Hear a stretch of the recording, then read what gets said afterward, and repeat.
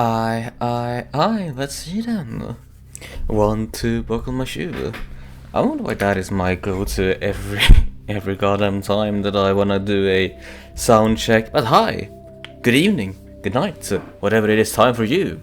Maybe even good afternoon, maybe even good morning. I reckon that is more morning somewhere in the world right now. Damn, to wake up now. That certainly would be something. Actually, considering the time zones, the closest thing probably to where it could be morning right now would be somewhere in Hawaii, I reckon.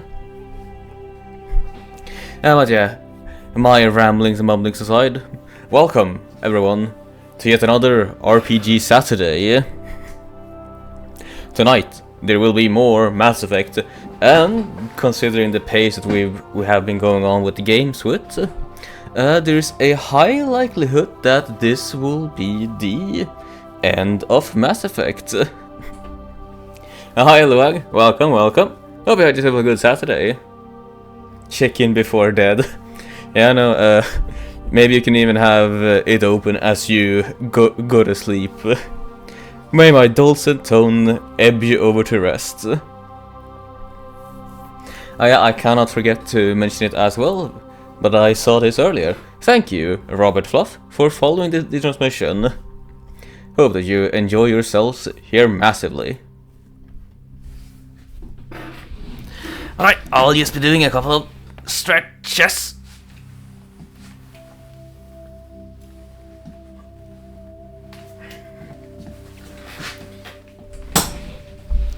Because boy, my body is getting more and more tense the more the heat goes up here.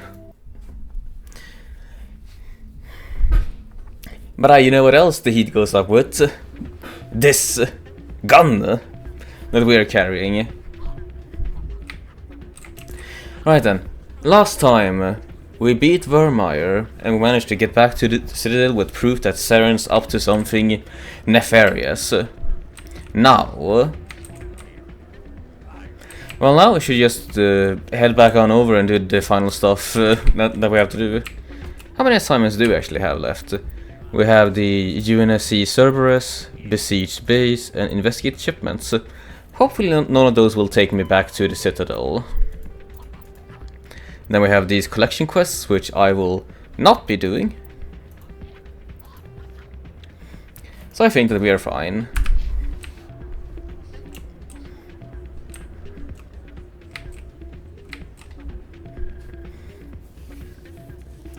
So let's see, since we have heard so much about Cerberus, we can probably start off by going up against them.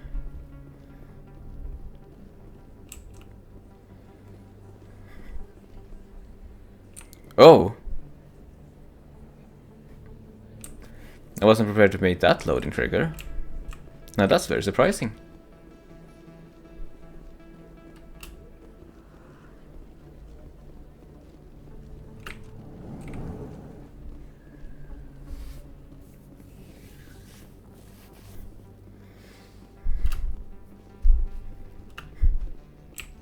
In light of the recent attack on Eden Prime, many colonial investors are pulling their support for future projects. Alright. Opponents of expanded human colonization insist that Eden Prime was an isolated case. Nevertheless, colonist enrollment has dropped sharply. Many colonial proposals are on hold until backers have some reassurance that human colonies will be adequately protected. I mean, it's not as if they knew how to protect it.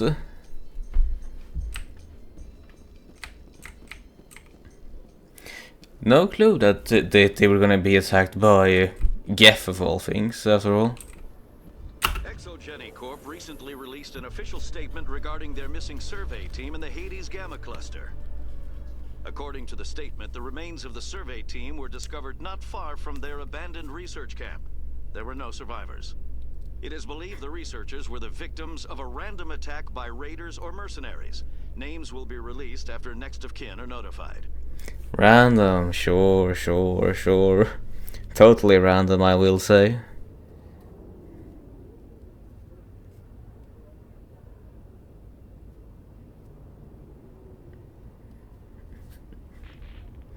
Nothing suspect about that statement whatsoever.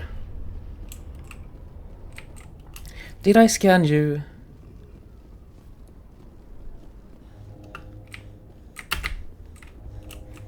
Hi Obera, welcome to the transmission. Where's the guy that knows about the game? Do you know mean like... I need to know if you are slightly far from an important scene for something important.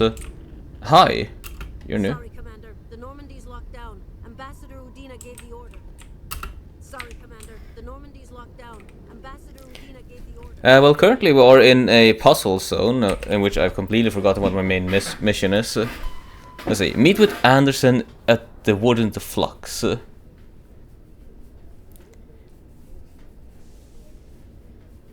What? Did I not actually meet with him? Was the save before I met him? What's up actually with that? Oh well. Coming up in a report later today, Emily Wong investigates corruption on the Citadel and uncovers a... I think that we are somewhat close to an important scene, Obiro.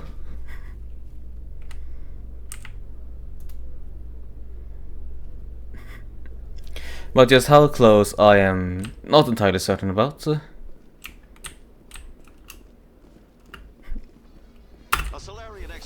Hi. Fashionably wait. I mean, it's no worries, Blaine. Welcome to the transmission still. Hope you had yourself a good Saturday. I did start a bit earlier than the time I did mention. The excavation team has appealed to Hanar representatives on the Citadel to reach a diplomatic solution. I mainly started a bit early because I was very keen on just getting started, I'll admit that. Right, so... Actually, why are you still marked as an important... Not an important NPC? What's up with you? Do you have anything new to say? Welcome to... On the far end of this level, you can see the Citadel Tower, where the Goodbye. No, you do not have anything new to say. For using Avina. Please enjoy your visit to the Citadel. Right, bring me back to Flux then, because apparently I forgot something. Hi, Murloc. Welcome. Hope you've had yourself a good... Why am I shooting now? No shooting. Hope you had yourself a good Saturday. And hey, since I saw it before, I may as well mention it now again. Happy birthday to you, man.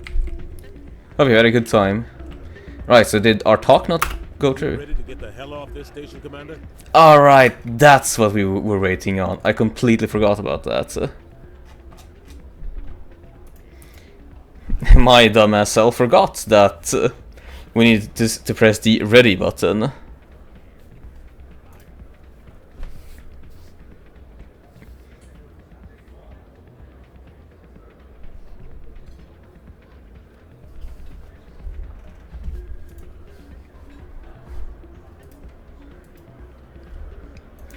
Let's do it. You were in fact not ready, but now I am ready. You get down to the Normandy and tell Joker to stand by.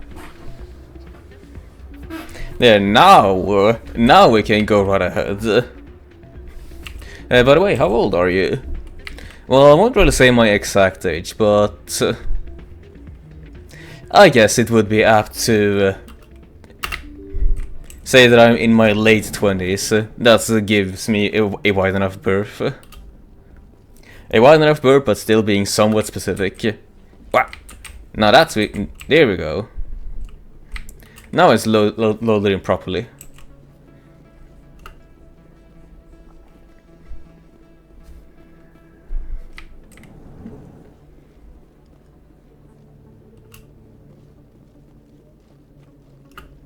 Yadago is here. Indeed, Yadago is here. And I also now realize that the raid message is incredibly small. That is going to annoy me if I don't actually fix that. But hi everyone. Welcome raiders. Hope you all had a good time over at Wolfer's transmission. The name is Azure and I'm happy to be your next host.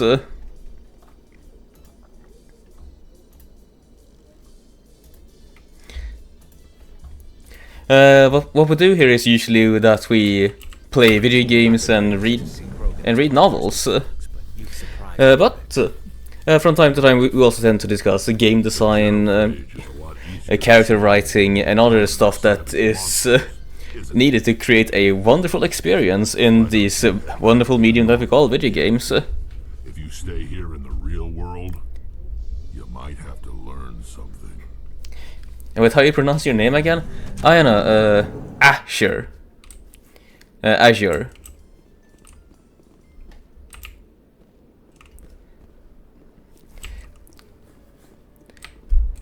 I mean, many pronunciations for it would be correct, I would say. Technicians are struggling to understand why a computer system catastrophically overloaded recently. I thought it was Azure. I mean, I don't mind Azure either. It's a good... any and all pronunciations for it is correct in my book. As long as I know that it's I who you are referring to, then I'm a happy camper. So you're all correct in how it's pronounced. Like Azu. Yeah, I don't mind being called that either. Azu's a cute name. Stand by, shore party. Decontamination in progress. But yeah, as mentioned. Anderson, what are you doing here? I didn't send. Oh!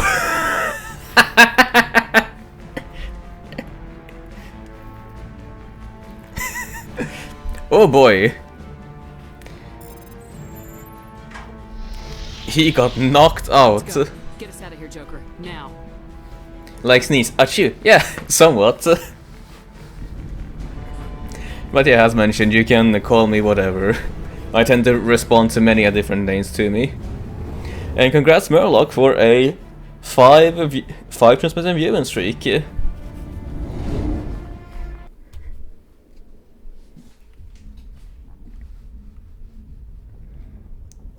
Plant achieved. What's that plant for? I've never seen that plant before. What is that?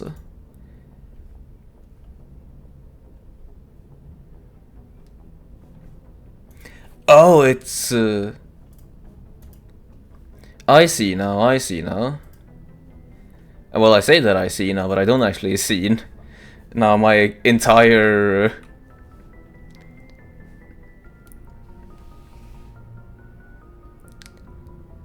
Sur is what I'm gonna call you from now. Sure, works on my end.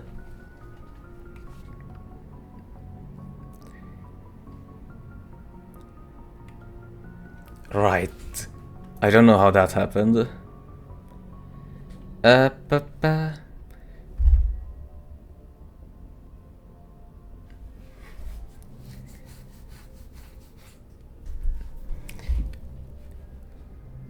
Right, I've been completely blinded, so give me a moment, chat. I need to make sure that I can actually see you guys again. Right, so that...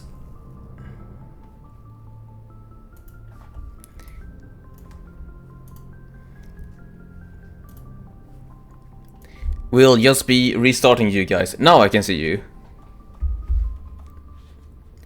Right, so let's see. What have I missed? I'm gonna call you for now? Yeah, works for me.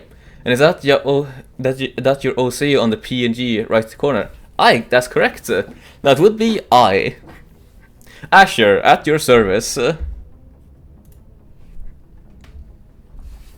that's a new thing they added when you watch it certain times a week on a transmission. It's something like a streak. It grows further the more you watch. Right, another incentive to just do that. Look, I have it too. Wow, so many plant boys.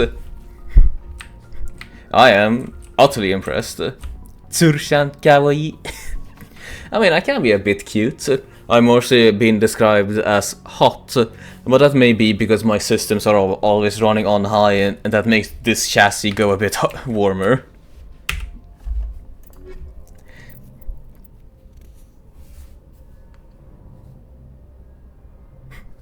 Send me a OC sheet for future reference when I feel like sketch people in the server for fun. Aye, indeed I will do that. And command recognized. Let us all do some motor tests and also refuel.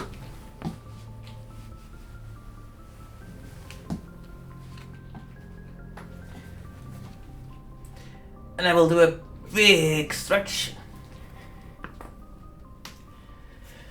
If you can hear your body cracking, that means that you did a real good one. In my DMs, can be after Steam, cause me go to bed.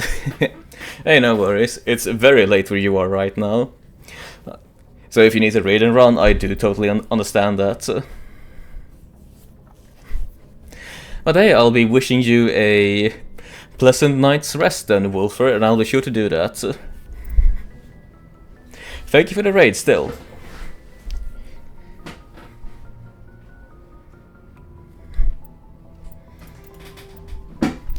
This one is we can do. Voyager cluster, the strange thing is systemic. Amazon system Voyager cluster. Yeah, catch you tomorrow, Wolfer. Woof woof. Where did we have the cluster? Hades Gamma, Gemini Sigma, Argos Rho, Maroon, Attican, Voyager. There we have you. Yangtze, and we want to go to Amazon.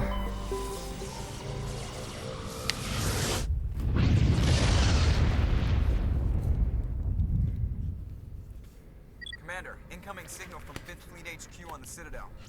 Commander Shepard, something uncomfortable has just come up. In the First Contact War, we fired a lot of espionage probes into Turian space. We just received a mission complete burst from one of them. That's a very bad thing to get right at this moment. Where's it been in the meantime? No idea. Lost in transit. These probes were built in a hurry after First Contact. What makes this uncomfortable? When these probes were launched, we didn't have any idea who we were fighting. We didn't want to risk aliens examining our technology. The probe has a demo nuke built in. A 20-kiloton tactical fusion warhead. About equal to the bomb dropped on Hiroshima back in the 20s. Why would you do such a thing? Tampers with it. You don't need me to finish, Commander. Why would you need to build a nuclear bomb device? Hey, order a refuel and a motor test. Did you not see? That's probably so much excitement that I forgot to say. Directive acknowledged, because I have done the motor test as well as the refueling, but I guess I can do another sip of my water bottle for some extra bit of refueling.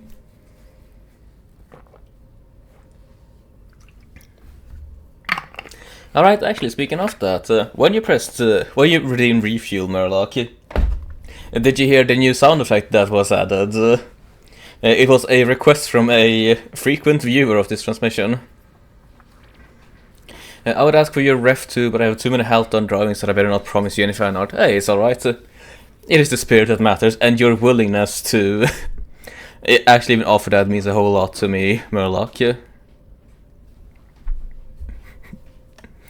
The ref is on my blue sky. It's my pin post, so you can immediately find it if you so want to have a look at it. So that's what I heard, Lamau. Yeah. It was highly requested that I added sound effects for the refueling, especially because the refueling happens so often. I understand this must be handled, but I don't have anyone trained to deal with this sort of thing, sir. I know. I wouldn't ask if it wasn't important. These probes have been classified for 26 years. The Council will call fusion bomb booby traps dangerous and irresponsible. The Alliance would face censure if they find this probe. I'm asking you because the Normandy can get on site quickly and quietly. It's in the Voyager cluster. Oh, I didn't hear anything, but it's because my family is being really noisy here. Well, I'll be sure, hope that they calm down somewhat. Not a cupcake sound effect. Yeah, I don't actually know where it's from, I just heard it for quite a bit. I know that it is certainly a sound effect of all time, so as long as you guys behave and don't spam refuel, I won't remove it. It can just be a treat sometimes during its transmission. It's in the Voyager cluster. That's the opposite side of the Alliance from Turian space. How did it get there? I don't know. It's possible someone recovered it safely and brought it there. It's also possible it got very badly lost. It could have been wandering the relay network since the war. We'll just have to handle it. We'll get on it immediately, Admiral. and we'll be discreet. I appreciate that, Commander. Good luck. Fifth Fleet out. And now you're obligated to pair the jam one with a snack. As in, I eat a snack or a snack sound effect, because isn't trousers jam enough of a sound effect for you lot? I completely missed this, but thank you GP Rider for following the transmission. Hope you enjoy your time over here with us. With an actual snack, I see. Yum! Well, currently I'm a bit snackless. I could prepare some nuts for the next transmission. Nuts are good. Nuts are healthy for you.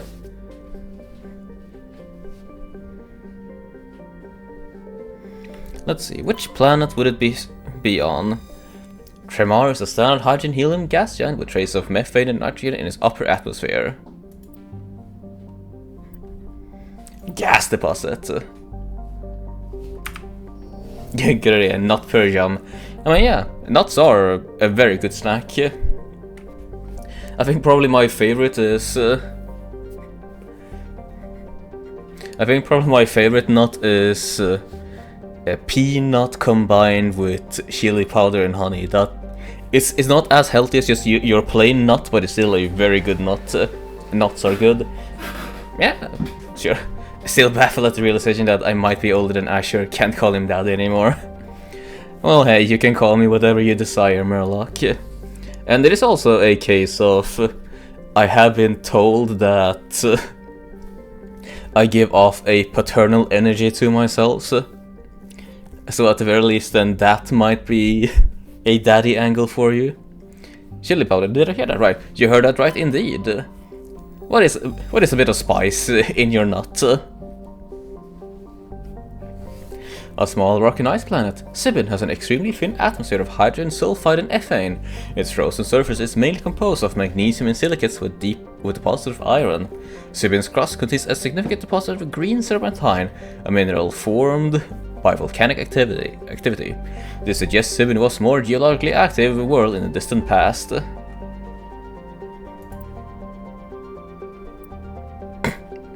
I mean, I'm open to try your special nuts, Azure. Oh, I see now. Once again, jokes of the naughty variety flies right over my head. While scanning the planet Sibin, you discovered a large mine grid of geosynchronous orbits. With help from the navigator Presley, your Reykjavik team recovered a small unmanned probe marked with Kadim Outpost insignia.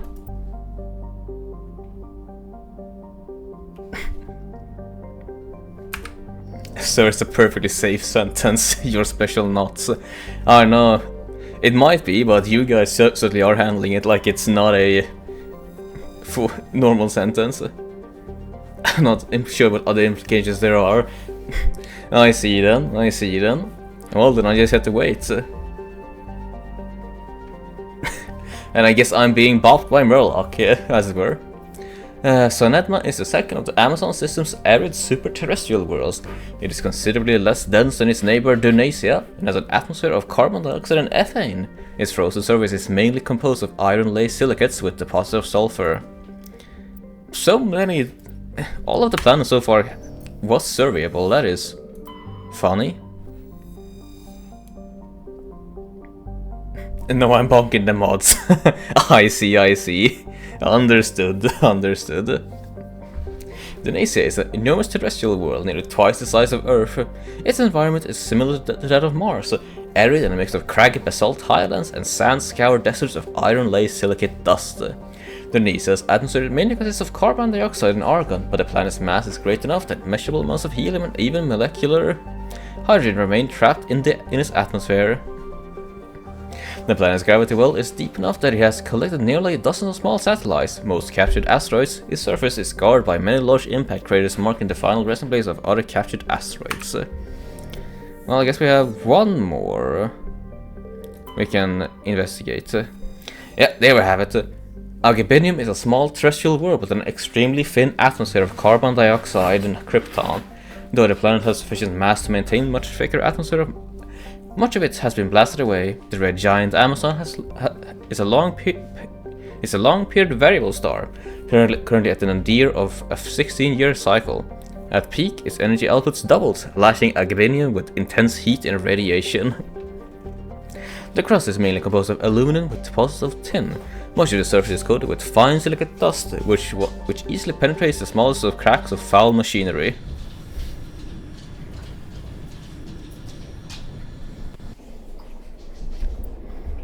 Well, not really sure then who we're going to be bringing on with us. Who am I kidding? I know my squad. Oh, it's so easy to pick which characters to bring with me. Ja, hejsan. Hejsan, vår vän.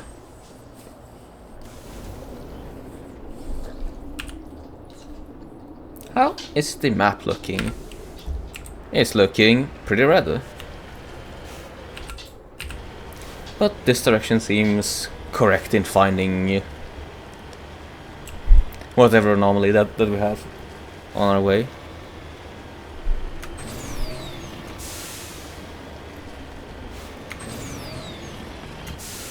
Alright, that wording did actually remind me.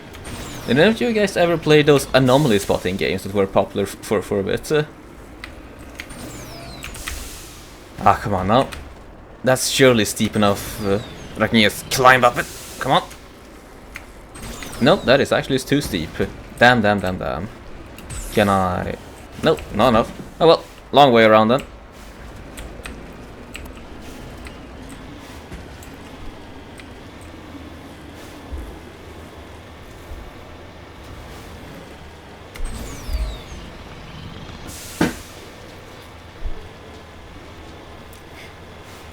Why don't we take the scenic route?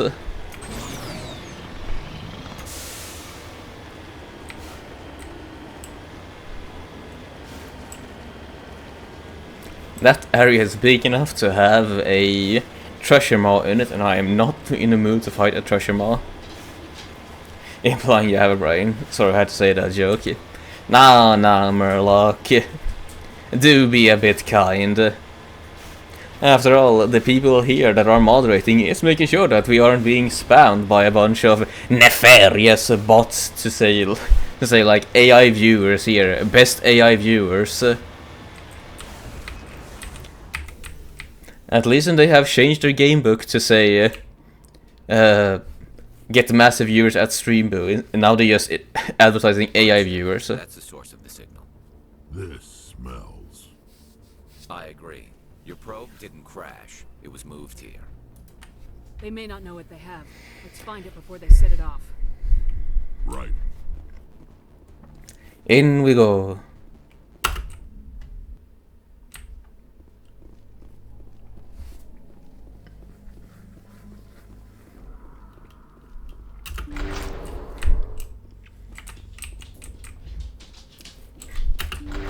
Hi, space pirates, or whoever's in the mine shaft currently. Hope you're all having a grand old time.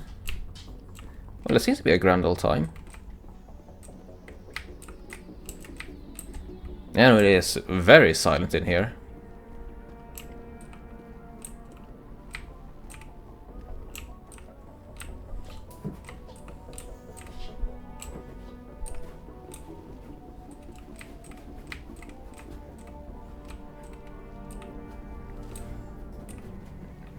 Ah, now that I did spot, and I also... another thing that I really should just fix.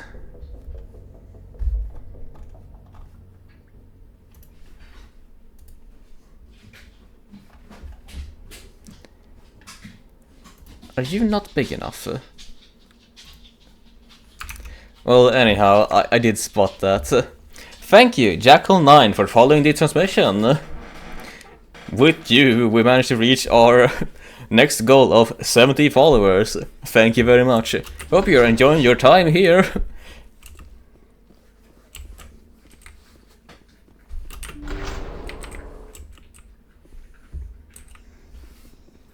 Beep boop, viewers. Wait, I forgot whatever skips boss use.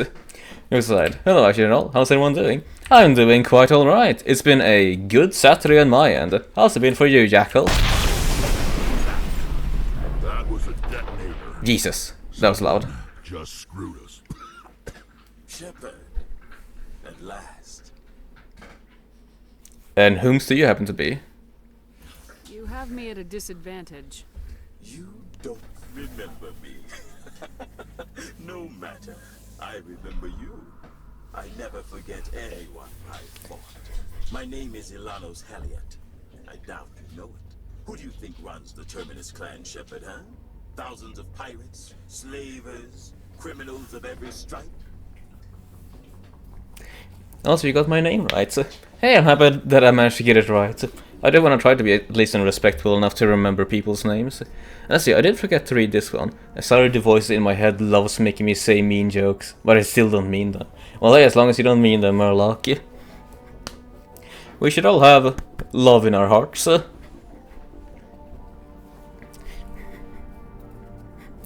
But yeah, people will answer you as they have the time. Jackal, how's your day been?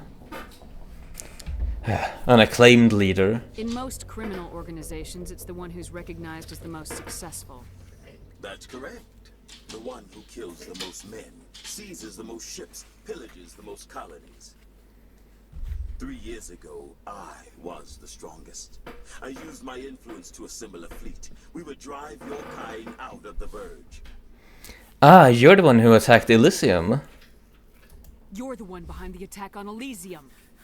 I was the motivator, the instigator, the one who promised glory and riches for sacking the largest human colony in the cluster. The one blamed when it failed.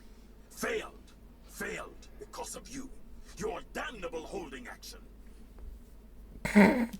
Right, and you seem like a bit of a piss baby, I'll tell you that much, Elanos. Doing alright, just vibing for the day before D&D starts in a few hours.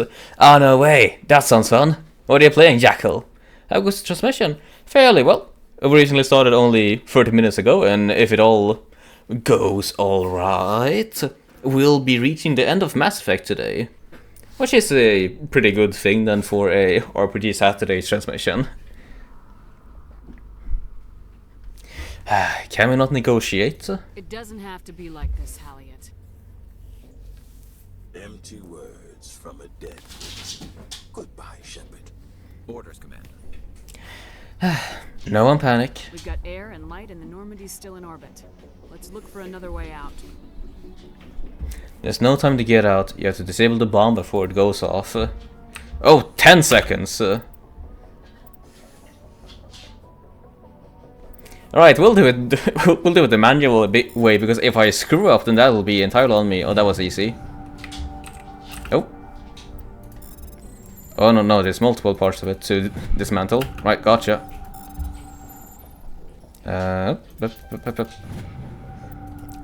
Disable the bomb. Powerful. Look, my job here's also to tease Azure. It's okay. Okay, it's in my contract. Yeah, I cannot really... I can't deny that. One of the core jobs of the moderators and administrators here of this transmission is to relentlessly tease me. Because that's the best way for me to keep humble. And also it's just all in good fun.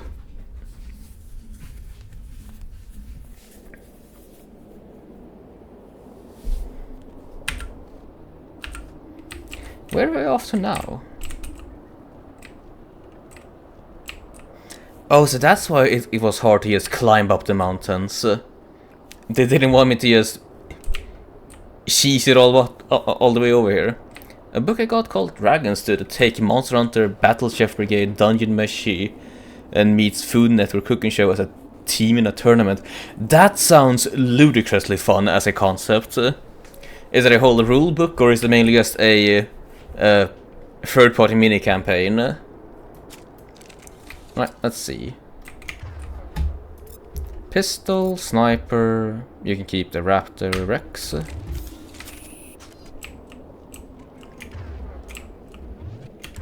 Let's see. Assassination.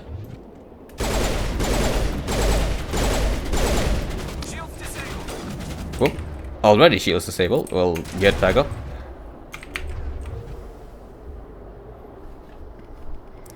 You can Overkill. What? Right, that hurts. Barrier.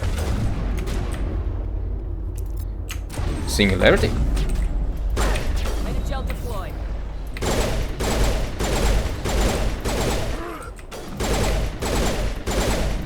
Oh, that's Elana's Haliat. Well. Garrus is mopping all of these people up.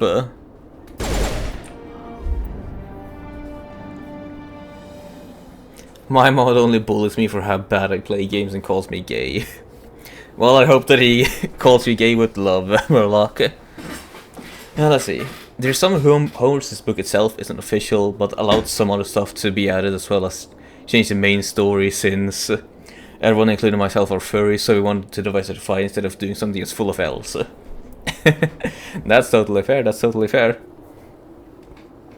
It's been a while since I played a D&D campaign with all furries. I am technically starting up, well, we're going to be having our session 1 next month, but most campaigns that I have played with has been with, well, it's a full table of non-furry, so I have to sit there as they go on about how cool their half-elf is. I won't really be too mean, but man, there's only so many first-time players that I can feign interest in when they go off about how their half-elf is such a unique little being. Haliat went through a lot of trouble to draw you here. I pity it ended like this, for him at least. Now that you're above ground, your suit radio has re-established connection with the Normandy. Time to get the hell out of here. Half-elf rogues? Yeah, exactly. So many of them are also just use rogues.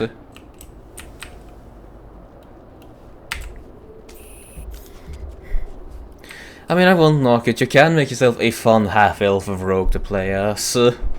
But it's just such a common thing to be your first character choice.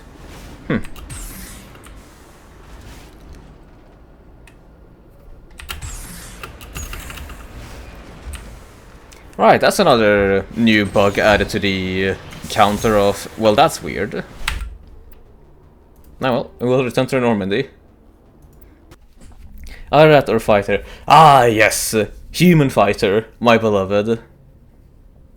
Well, I partly say that in jest, but human fighter can be a pretty fun one to also play, if you lean into the whole stereotype of it. Right, next up, besieged base, in which we should go to Koche in the Kaku system of the Hades Gamma cluster.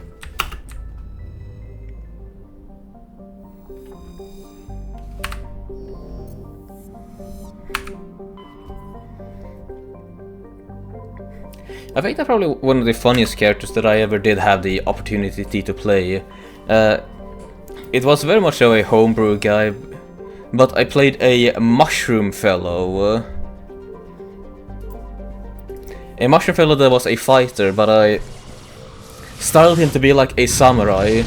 He was absolutely worthless in dungeons and in towns, but as soon as we went into forested areas, I did a bit of a neat thing in that since he's a mushroom fellow, I connected him to the mycelial network of any naturally inclined area that we were in, so suddenly he became super fast, a la Musashi. Faster than even his own shadow. It was a while since last I thought about him. So if anything, thank you for reminding me of him, Jackal. Tyrmus is a hydrogen helium gas giant with a powerful magnetic field, making it a popular discharge site for freighters working the Anansi Ishtar shipping route. It is popular enough, in fact, that Korean ships can often be found loitering in orbit, selling their freighter crews cheap refreshments, salvage, and odd craftwork sold by their children. There are no ships in orbit at present, however.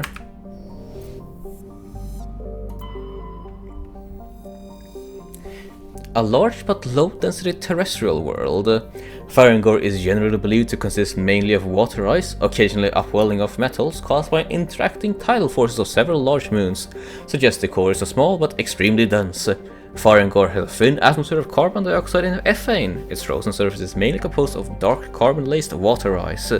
10 years ago, Farengor is a grim surface color and dim illumination drew the cinematographer Risa Uvarasen to film the exterior scenes of Starless on location.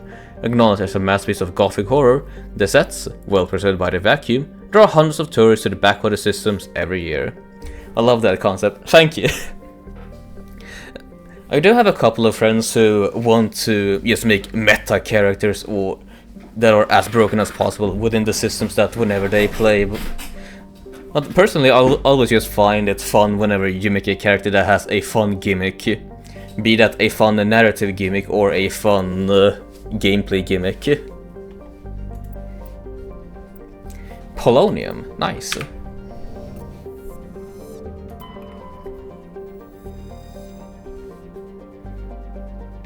Never played D&D, wanna try someday. I would recommend it. A good starting point would be to just... if you want to get into tabletop role-playing as a start, try to find a system that is based off of Powered by the Apocalypse. Now I have my issues with Powered by the Apocalypse, but it is a very easy system to get yourself into the whole role-playing idea of role-playing tabletop role-playing games, Murloc. But yeah, I mentioned mine. What's been one of your favorite characters to play as Jackal?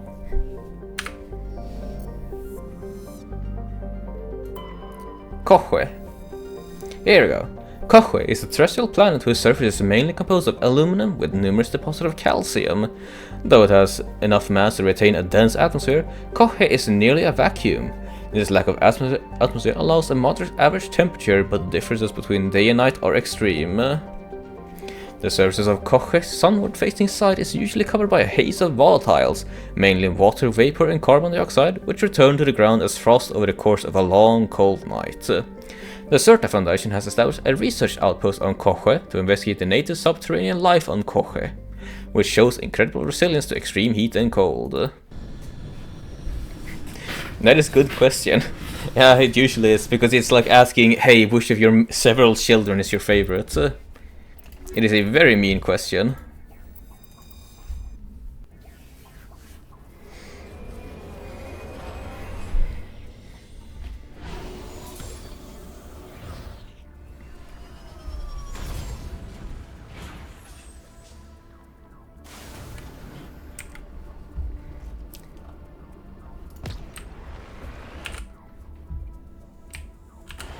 Yeah, we're gonna go to this way first. Fair, aye aye. Oh, I have completely going the wrong way.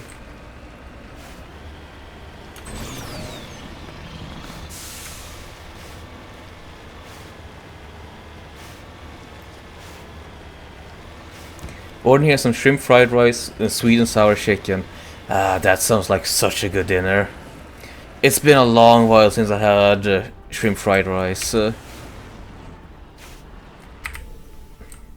I missed that. Last I had chicken fried rice. Chicken fried rice was still good, but it isn't as good as shrimp fried rice, especially if you can get some fresh shrimp with it. Nice. Oh, that's mine. And Matriarch's writing. While sifting through this pile of debris, you discovered another of Matriarch Delinka's writings. It's in bad shape, but most of it is still intact. Nice.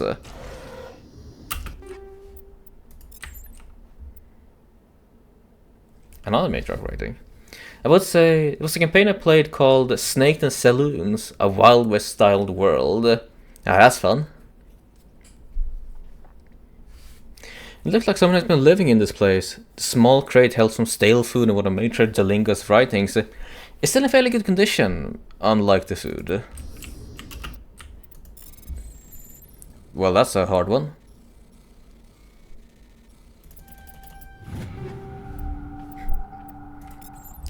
Another one of Matriarch Delinka's writing.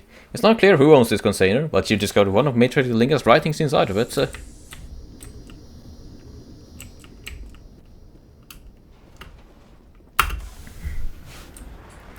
I played as a Ruger, which is a werewolf minus the lycanthropy curse, so imagine a werewolf that looks like a cure but great with the humanoid side and kept the beastly side. I know, that tracks with the...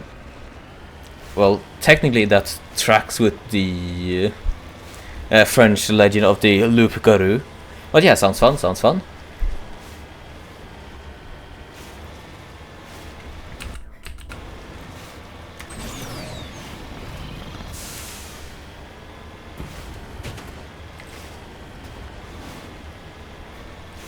So was your Rugaru a wicked gunslinger of the Wild West then? Or did you decide to make him a snake old salesman? Yeah, I'm still going in the right direction.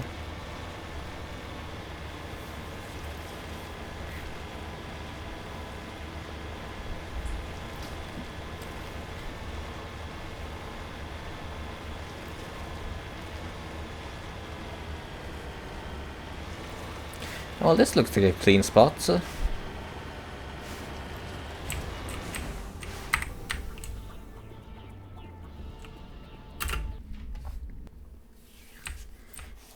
Take down the terrorists, but remember to check your targets. The civilians are so addled by the drug, they'll wander right into the middle of a firefight. Ah. I'll say that as a call to save.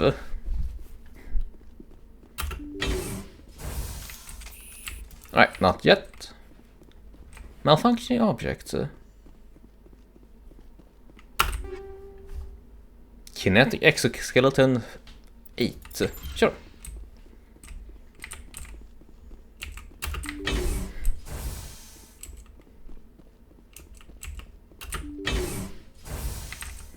Let's see, insane scientist. Named him Rudy Maxwell, a grizzled and grumpy farmer that played a class similar to Druid and Ranger called Shaman. He was a man of action overworld unless he wanted to be threatening, but he truly had a heart of gold. Ah, sounds like a well good chap.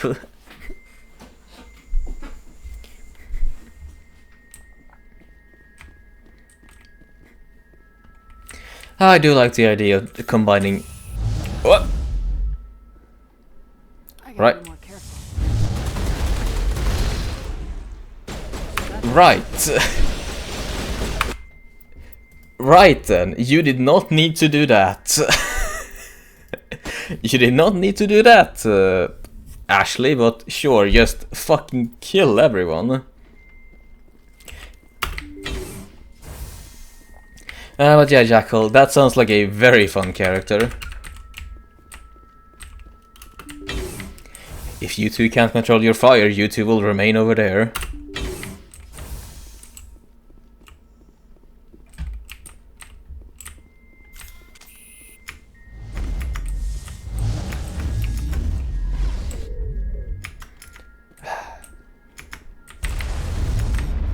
So many pushes.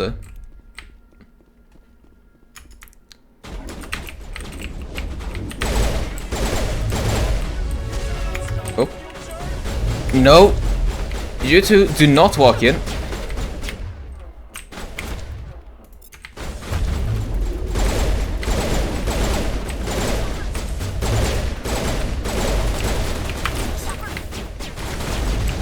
Oh, come on, I wasn't even aiming at her. This is a shit show. This is a shit show of a mission. Yeah, let me get my thought out of my processors first. I really like that character, Jackal. He seems like a fun character to play alongside. Damn, I missed it. What did Ashley do? Who was Ashley? Ashley is the woman in red. She essentially tossed a grenade at a civilian and then caused havoc.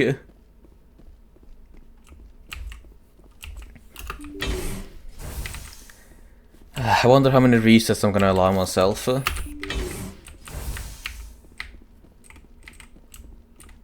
Probably just a few resets.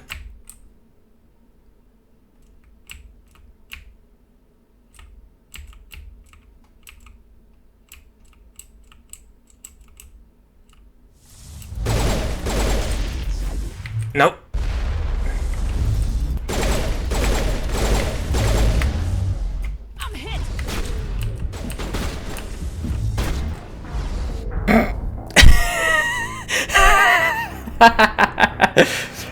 Yeah, no, now it's my turn to be on the end of being push locked stunned.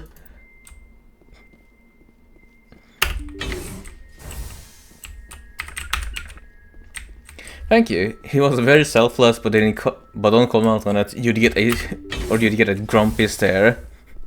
Well, hey, if he would give me a grumpy stare, then I would just grab him by the sides of his head and give him a good scritchy scratch. I forgot how silly Mass Effect can be. Aye, that's just fighting against mages. You? Lift? Missed it. No. No. Barrier. Shield boost.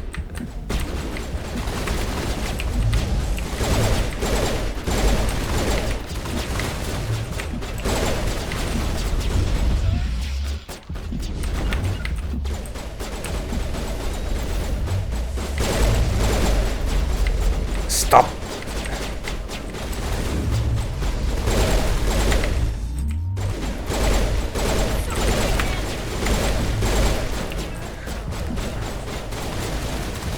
That was so goddamn close. Right, maybe just singularity will be our option to deal with this. I forgot how silly Mass Effect can be. I think I read that. I believe I do read that, but boy howdy does my mind get altered whenever I start doing stuff in game. Yeah, it's the silliness that makes it all the more fun. Right, how about we approach from this direction then? You did not hit me! Why did you have a rocket launcher for?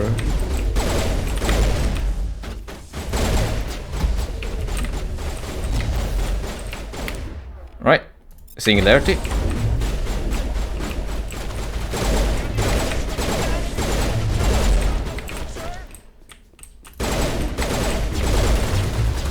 This is frankly terrible.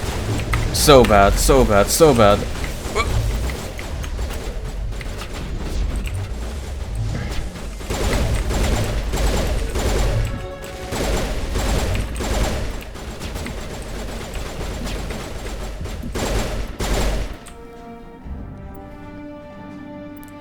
Civilian losses were tolerable. God damn it. Right. One more attempt. This time, Ashley, Tali, stay far away. I can deal with this. Kill him, Asher. Kill them all. Did I? Actually, you two stay put in there. You shot that woman right in the balls. I have to do what I have to do.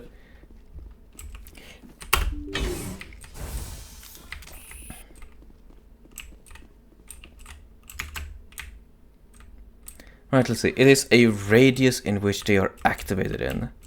So I can get over here. Nope, it's not a radius. It is in fact line of sight. Oh,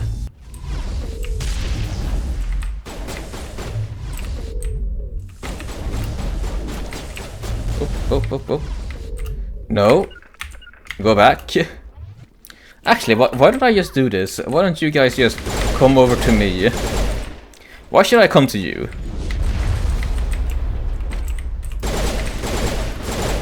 The civilians don't move.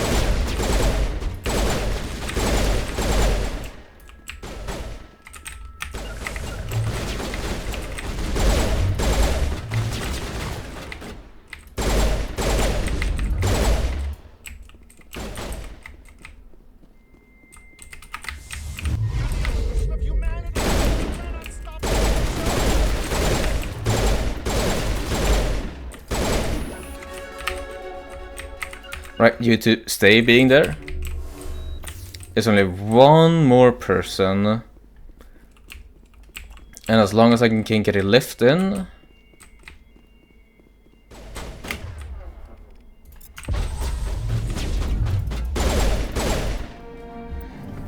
Perfect clear. Congrats on my end. You're clear to facility. All civilians are safe, though still chattering to themselves and screaming at the garbage cans. Evolution of humanity, huh? Those biotics didn't seem that different from the other scum you deal with. Hey. Now that was a challenge and a half. Let's see, anything I can loot to be on my side? Yes, indeed there is. Kinetic exoskeleton 9.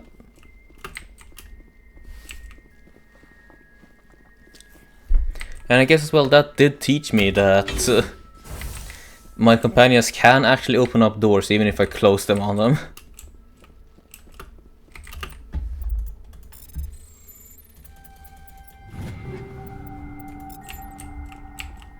Good work. Thank you, Murloc.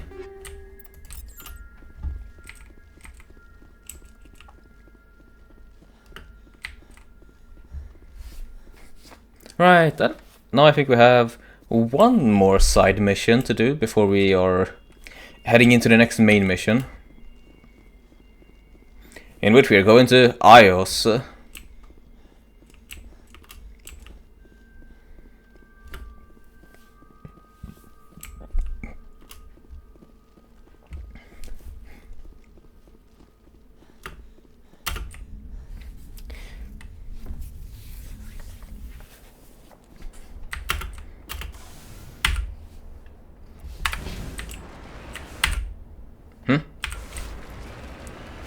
Why can I not? Now I can return to Normandy. Why can I do that in the Mako? Final one.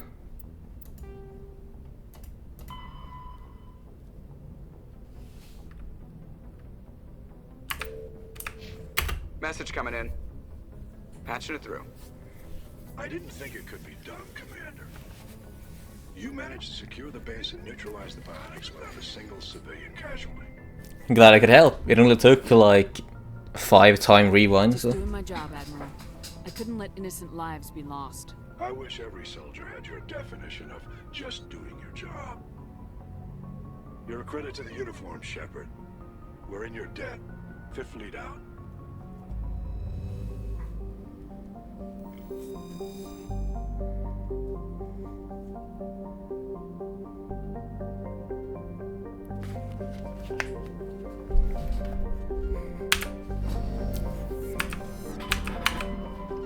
Right, where was Cerberus base now again? Let's see. Yangshi system in the Voyager cluster. On Bintu.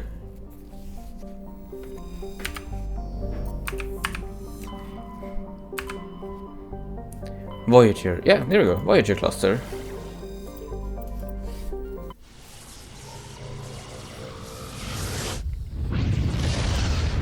Let's go and deal with this multi-headed popper.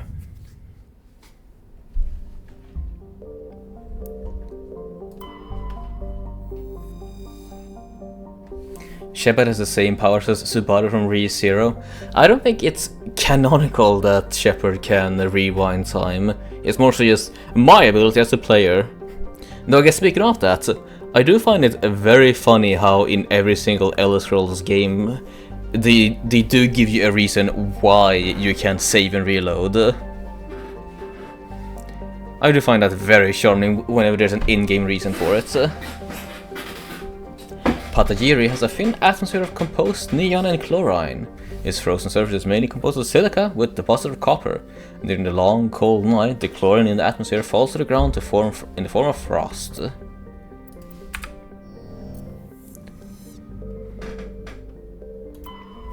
Aldermentor. Aldermentor is a small rocky terrestrial planet with a trace of atmosphere of nitrogen and krypton. Its frigid surface is mainly composed of light metals with deposits of frozen ammonia. Protein data disk, nice! You take the weak signal coming from the far side of the planet Aldermentor. Joker brought the Normandy around, and yourself team picked up a small escape pod trapped in orbit. There's a long dead turret inside, along with a few personal items and a protein data disk. Dragger. Dregger is a small, barren rock world with a trace atmosphere of krypton and xenon. The surface is rigid and mainly composed of silicates with deposits of magnesium, aluminum, and other light metals.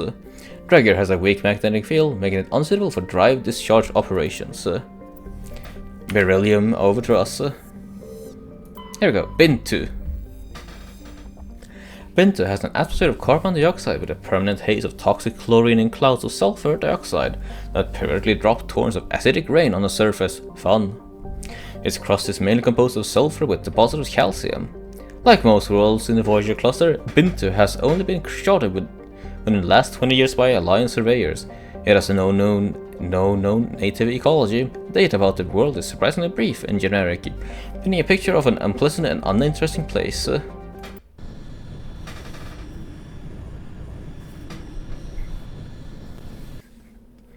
Alright, I guess I'll ask the Mass Effect Master. Do you happen to be present? Blaine?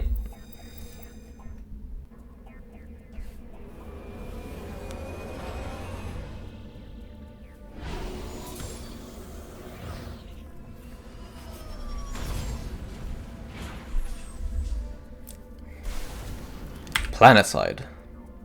Oh, that's a lot of... Right, we'll start with the southern one.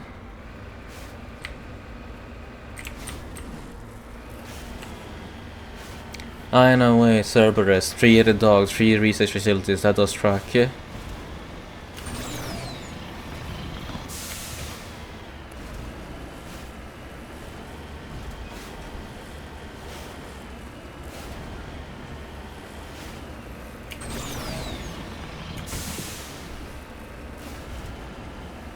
What's going on over here?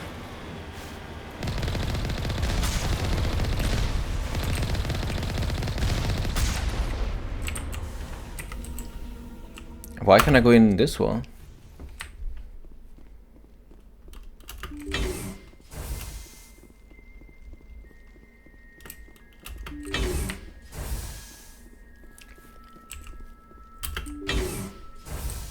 Hi. Anyone in here? Oh, Rachni! It's been a while since we saw you lot.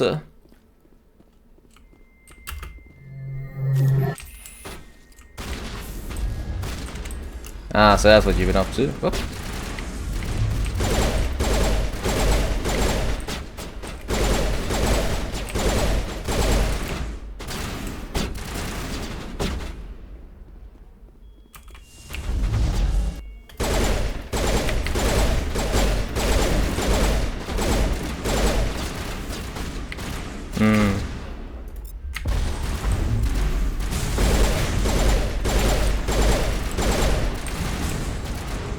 Someone likes Arachnite. I mean, they were a fun species, a very good take on the warrior bugs.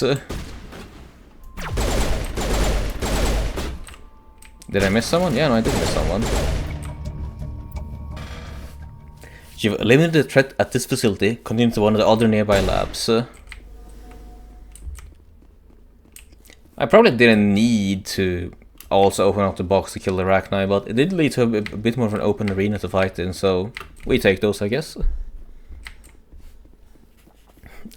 Oh yeah, since you're here, Blaine, do you have any recommendations on which team composition to bring towards iOS?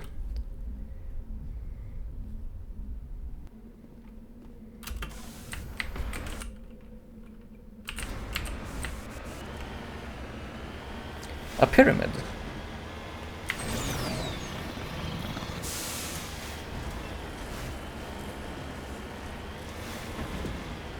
Yeah, no, a alien pyramid indeed.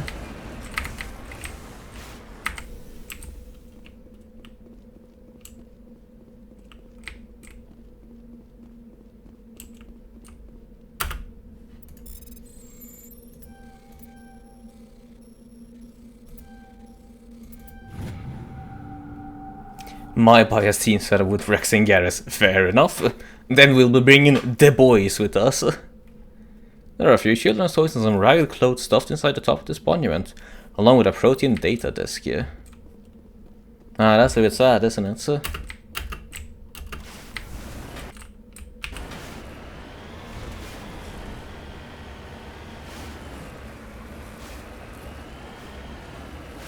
Bring the renegados.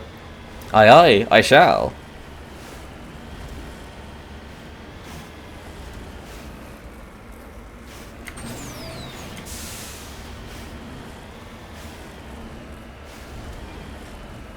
Oh, oh.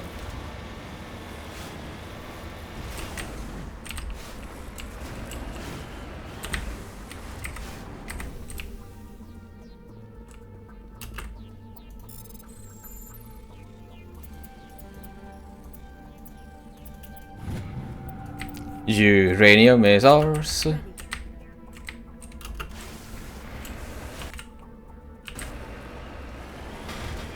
And yeah, just keep on going north and we'll find our spot.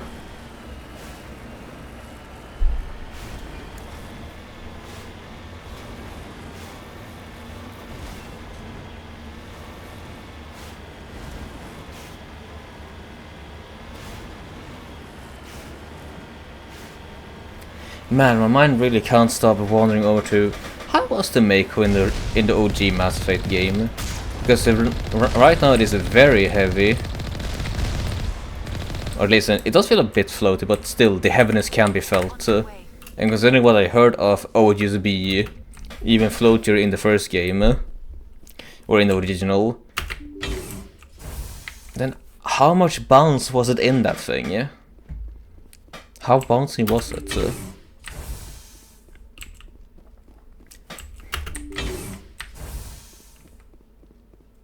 Oh! Husks?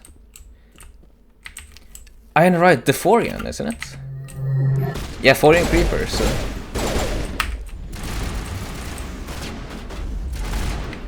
Let's see. Oh. Singularity dot.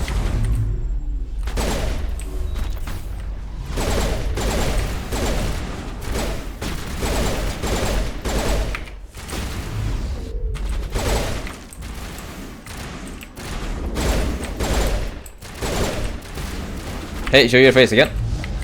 How did that miss? There's no signs of Kohaku among the creeper corpses. He must be at one of the other labs in the area. That next base, Shepard. This is my kind of mission.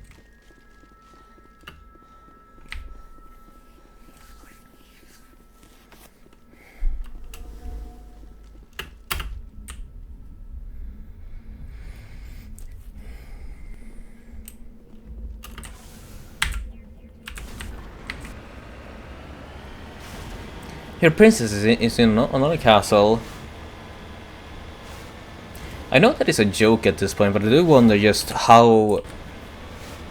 Now I'm just presuming that it would be infuriating, but I do wonder what people's reaction about that was at the time of...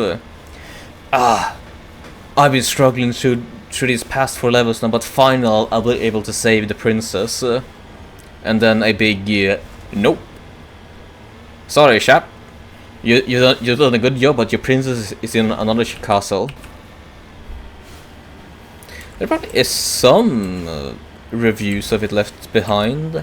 Maybe just a note written somewhere in a diary. It is a bit too early for common internet usage, so there's probably no website or forum review about that.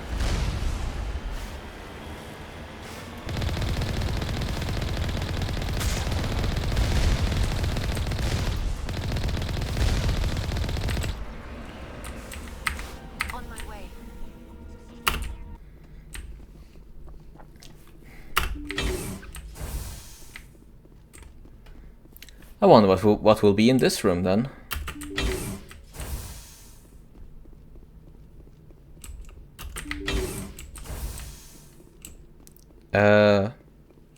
Oh, the little Arachnite dudes. The Arachnite workers.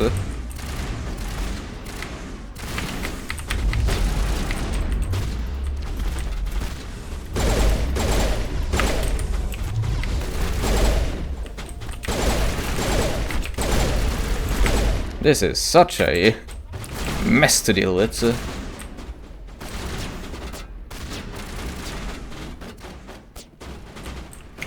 But I have only myself to blame.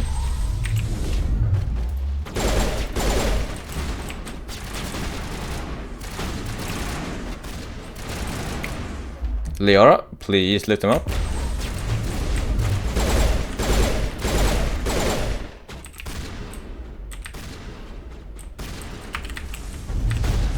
Now that's a good bop, alright. Liara, cast Singularity, please.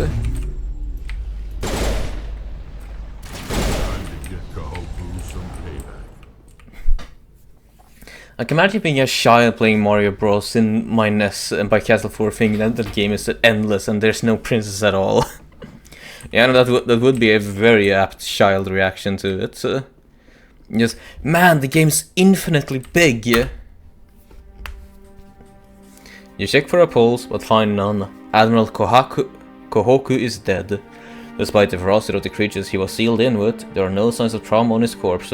The needle marks on his arm suggest a different means of execution. Oh, goddess. It's Admiral Kohoku.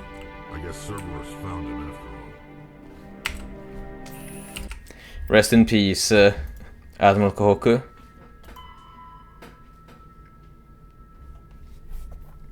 You found the location of a major Cerberus facility. Head to Nephron in the Columbia system of the Voyager cluster and destroy it.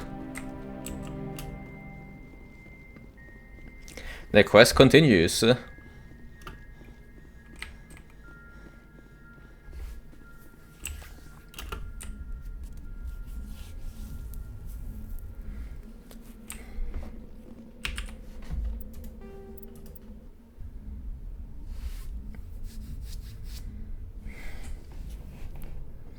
Well, aren't there technically still infinite levels in Mario Brothers? Should it not be the infinite one levels? I'm not super knowledgeable on the -1 levels.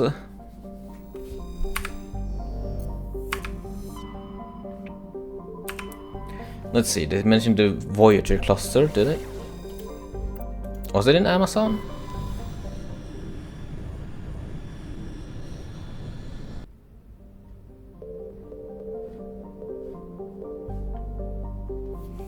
No, it was not here. There we go, Columbia. There we have you.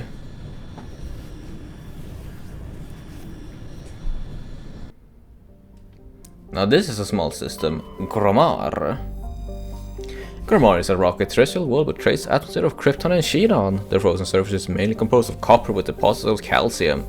Prior to the Alliance expansion into the Voyager cluster, Gromar hosted one half of Turian interferometric telescope array, connected with a similar telescope in the Atkin Beta cluster by an expensive chain of FTL-COM buoys. The two function as a singular virtual lens with an effective aperture equal to the thousands of light years between them. The Turians use this to chart the terminus systems with great accuracy. Scans of the planet Gromar revealed a derelict space station in late stage of orbital decay. A small team was able to recover some items of interest, among them a League of One medallion.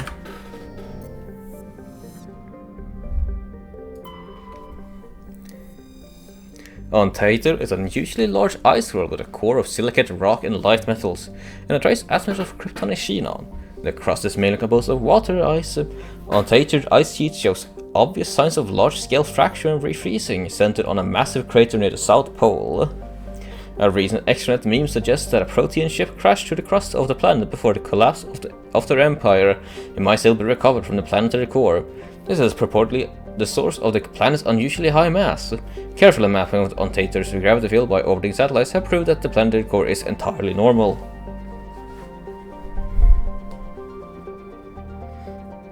The -1 level is actually a world 36-1, but the game displays a blank graphic for the number 36, so everyone sees it as -1. That is incredibly cool. Wow, I did not know about that. I wonder why you can't display world 36. It's not as if they have trouble displaying 36 on other places of the UI. Samaria, nice. It could just be that the display area is not big enough to support double integer numbers. That would track, since World 1 through 8 are all just single integer numbers. Nephron is a barren volcanic terrestrial world with an atmosphere of carbon dioxide and krypton. Its surface is mainly composed of sodium with deposits of magnesium. Aside from displays of geological beauty, including many spectacular volcanoes, the spiraling world is of little interest. Entries relating to Nephron is in the astronomical database are sparse. Why 36.1? The old coding was so weird. Yeah, no, that would be the long and short of it. Just incredibly weird coding. Well, not the weird coding, more so just whatever we can do to make sure that it works on this mini computer that we're now selling. Because many things that we now take for granted would have been hacks at the time. There we go. Even more interesting data. For any world higher than 9, the game will start using graphics for text and level objects. But this is used intentionally in World 4.2's Warp Zone, which has only one pipe in the center, even though all warp zones are designed to support travel to exactly 3 worlds. The left and right pipes have destinations set to World 36, corresponding to an empty background colored tiling like a second CHR table. Very nice, actually.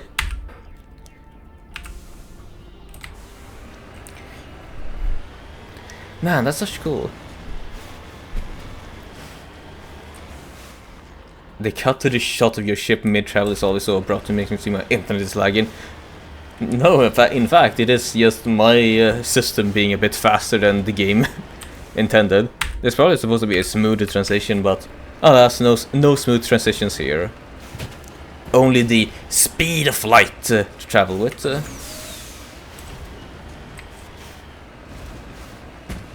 But yeah, to echo back to what you said, using symbols of the game as numbers above 9.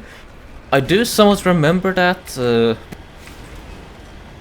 not from the old Mario games, but I do not know that there is a way in Half-Life to essentially get infinite health by getting pressed into a certain corner of a certain map. You can somehow bug the game to give you infinite health and infinite armor. And once you go above a 999, instead of using numbers to display those, the value of your armor and health, it instead chooses to go through the sprite sheets of all the icons that are in the game still. Face down. Mummified Salarian.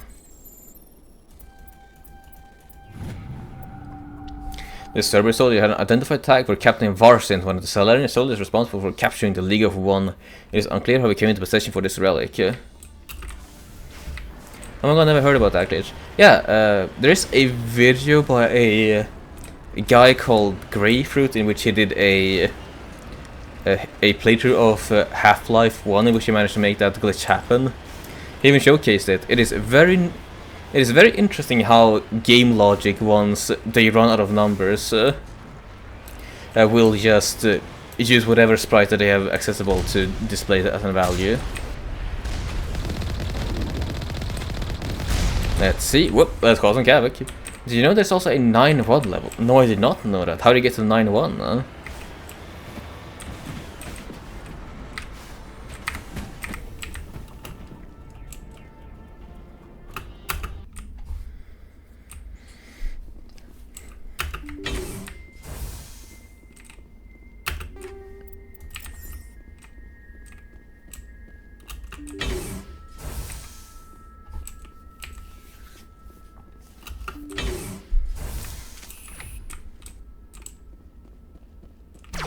Oh yeah! Now that's a heavy hit, alright.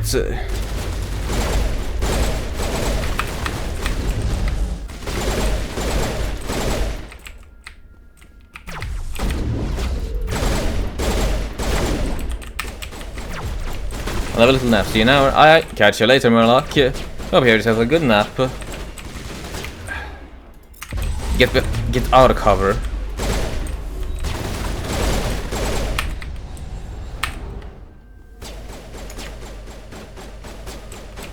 Whoop, nope, absolutely not.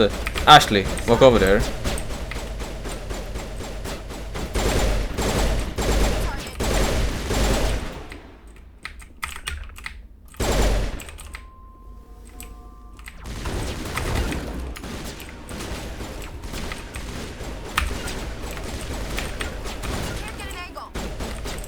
Yes, well, let me create an angle for you.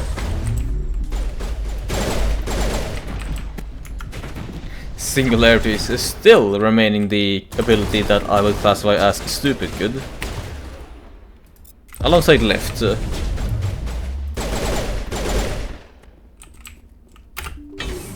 Crowd control abilities are very powerful. Så a little bit here then. Nothing. Wow, actually nothing. Terminal.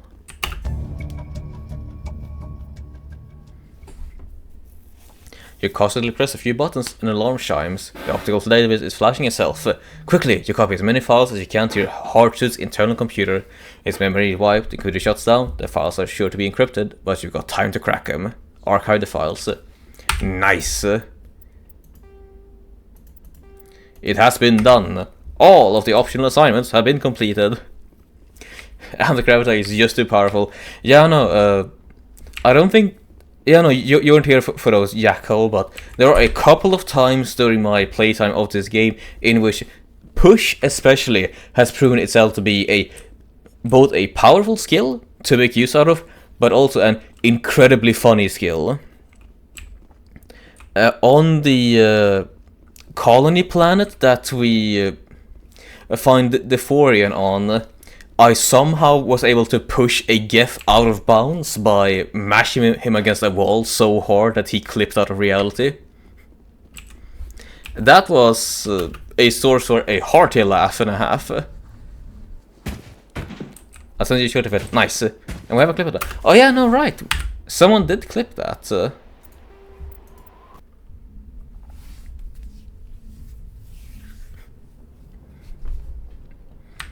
Transmission coming in, Commander. I think you're gonna want to hear this one. Greetings, Commander Shepard. I represent a party interested in obtaining information on Cerberus activities.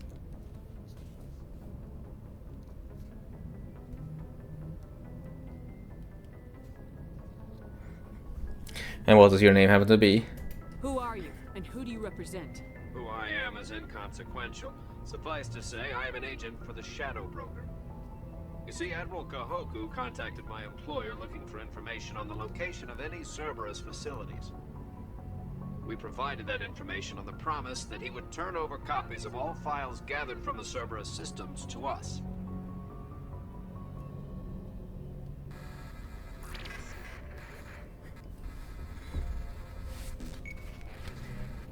It does make things easy to aim it. True that, someone pointing towards yourself. Yeah, I am sorry for that. I did forget exactly who clipped it, but I do appreciate that you did clip it, Blaine. Can you increase the game start of it? I can. Let's see then. -7 decibels. That should be alright. These are classified Alliance files. I'm not handing them over to you. Be reasonable, Commander. Cerberus was operating outside Alliance jurisdiction. You don't owe them any loyalty. The Alliance is just going to file this information away in some archive. But no secret stays hidden forever. Eventually, someone somewhere will deliver it into our hands. Might as well be you. Transmit the files to us and you will be well compensated. Why do you want the files? What are you gonna do with this information? Information is a commodity. It can be bought, sold, or traded. Why my employer desires this information is not my concern. I am only the buyer. Alright, since we got into some more dialogue, does the game sound better now?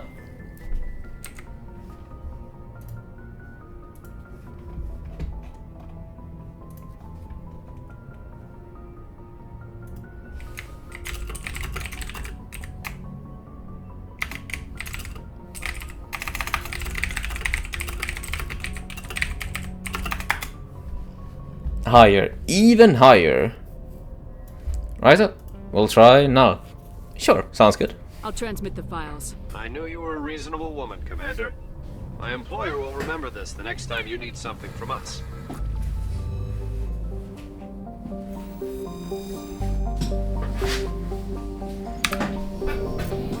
And a little bit of renegade points as a treat. Right, it is time. Let's go to the Pangea Expanse and get to Ios.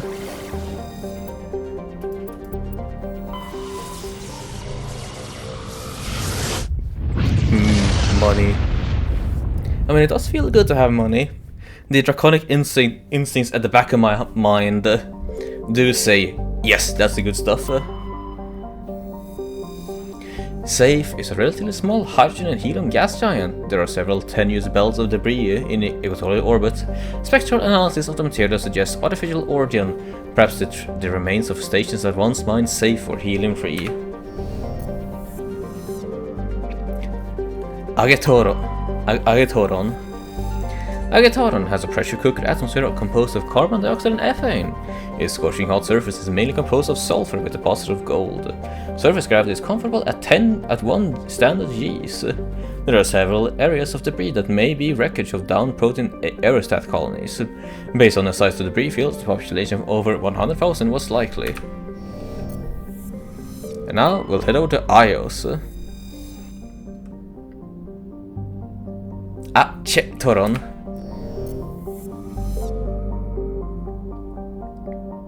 Yeah, that could be a way of saying that. For my own, I'm still gonna say Agatoron.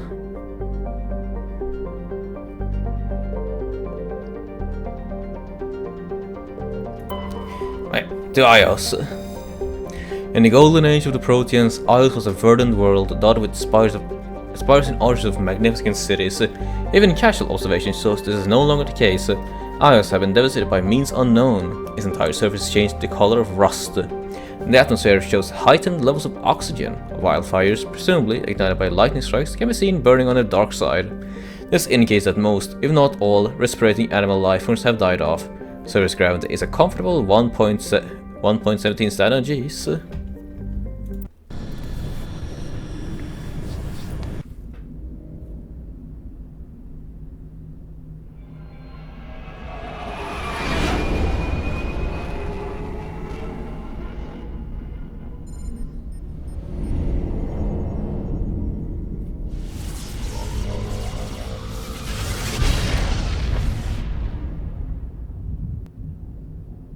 I know, they are ready for us.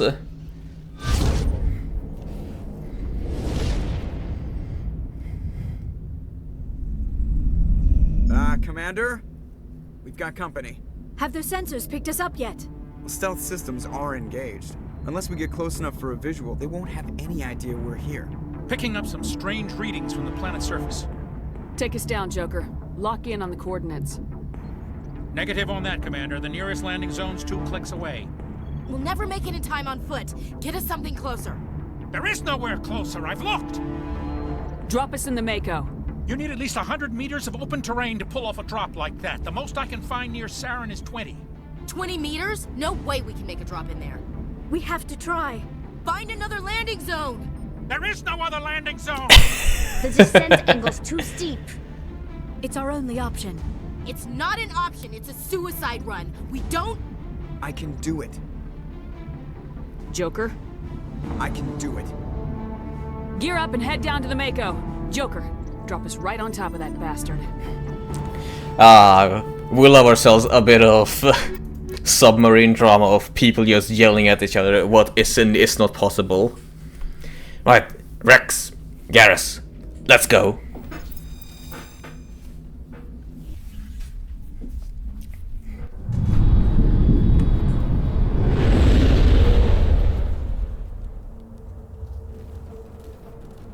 Oh yeah, that's a lot of gaffer.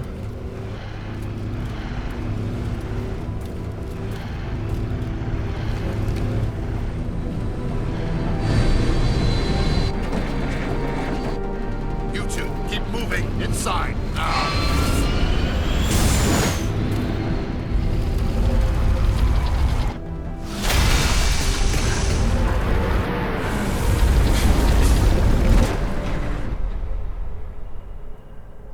We have to get inside this bunker before Saren finds the conduit. There's no way we're getting past that door with brute force. Saren found some way to open it. There must be some kind of security override somewhere in this complex. We'll have to find some way to get it up and running again. There is no other landing zone. Yeah, no, Presley put his whole heart into that one. What's... Jeff stuff? If this is Geth stuff, this is... No, this is Reaper stuff. Whoop. Right, no time to look at the environment. We're going in hot, as they say.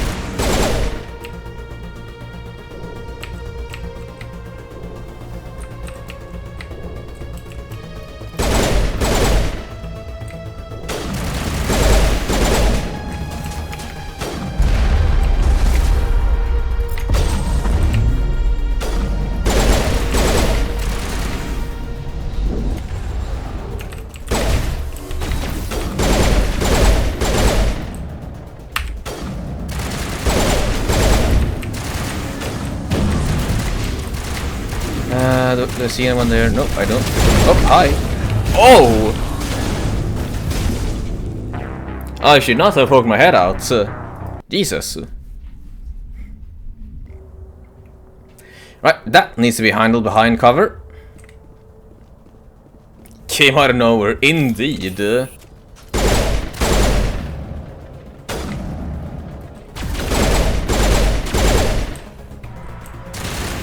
I was not prepared to deal with that one.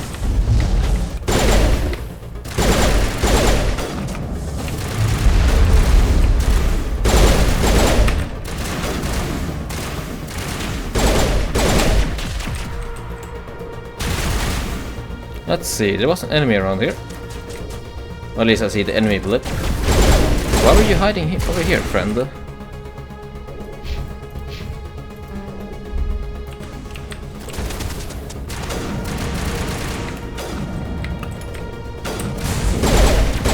Oh, it's loading up.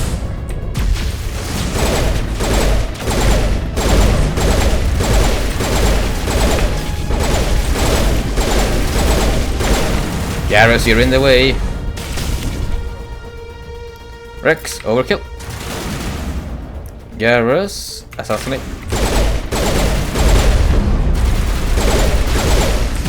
Armature down.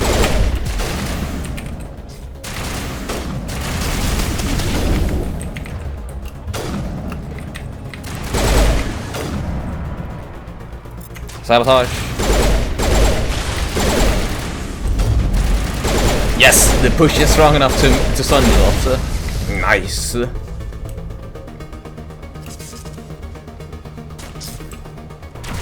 Alright, there's someone else behind this wall again.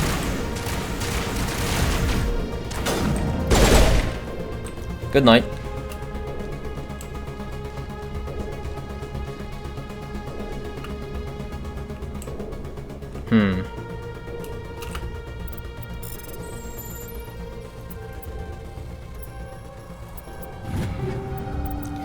Now that's a lot of good stuff.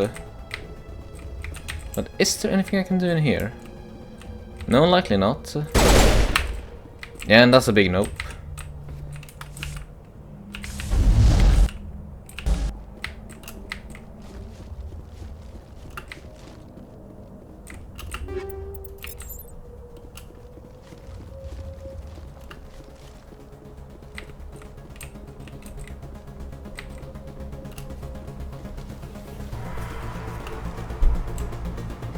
Where's the loading cell? That means that we can expect more enemies to come up shortly.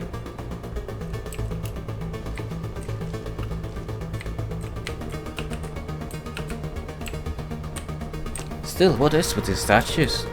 They aren't just a one-off thing either, there are multiple of them, so many of them. Did I actually get turned around? You know, I did get tipsy-topsy turned around. Ah, that's a decent chunk of enemies, alright. Oh. Fuck.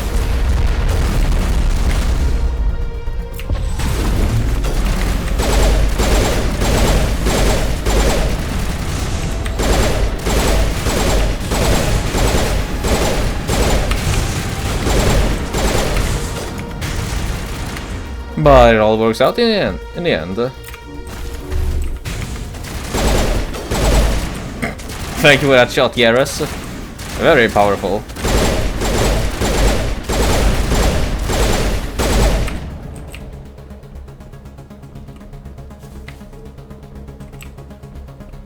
Let's see. Door control. Open up.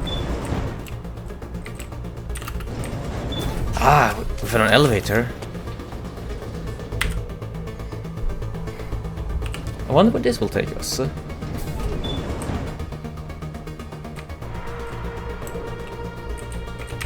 Well, wherever here is, there's some stalkers around here.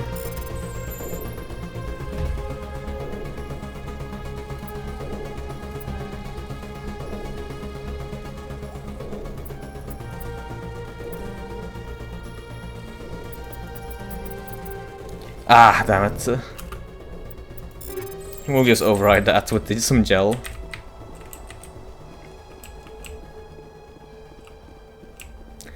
Alright, just a small area to find some goodies in it.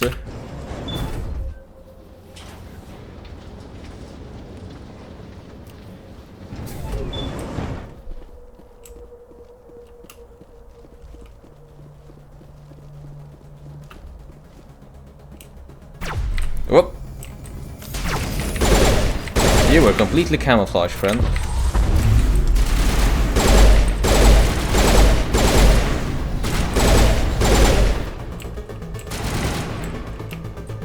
Oh, hi.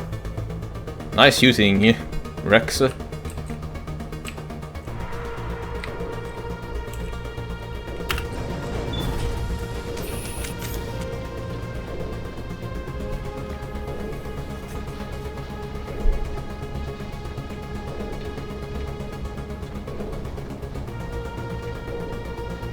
This place still has power. It must be running off its own generator. This is the command center for the entire complex. Sarah's troops must have sealed the doors from here after he went inside. We'll have to figure out how to disengage the security lockdown if we ever want to get inside that bunker.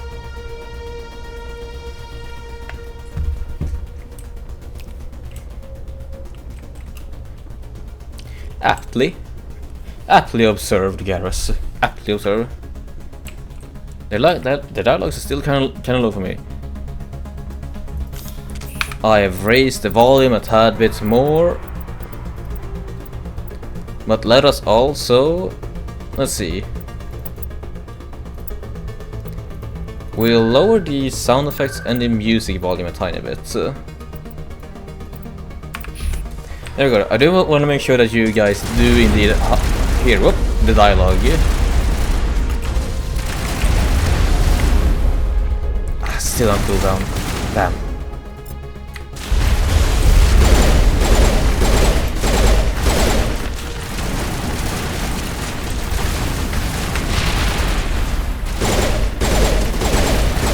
Cooldown should be off now. Yep, indeed you are.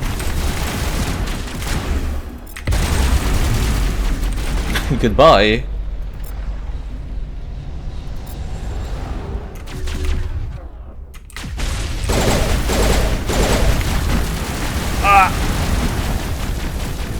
Didn't look behind myself. Damn it. How far am I sent back? Not too far. Nice. Lucky me.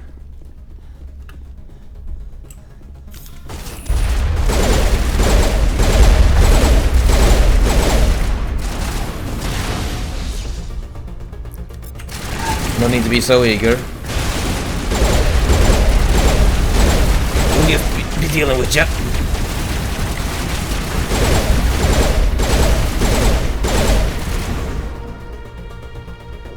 Still suffering a tiny bit.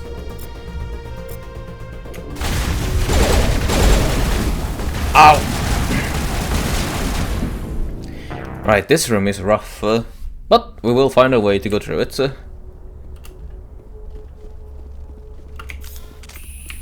Since it seems like we are instantly being hit with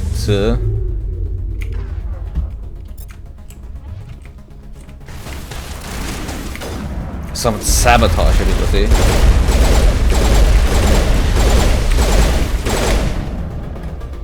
Yep. We're on again.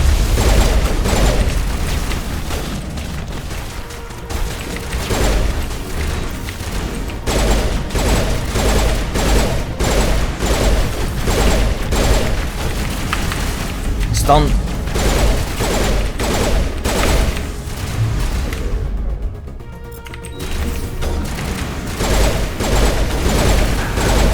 won't work. Too eager. Would you call that too eager? I don't think I'm too eager for that one. I think that a get prime there just wants me in specific. Since it runs up so goddamn fast. It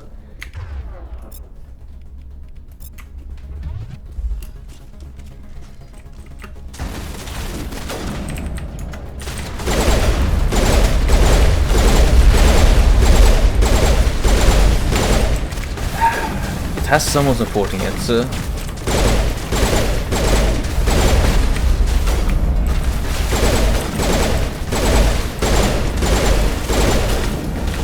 Oh, Garrus is down.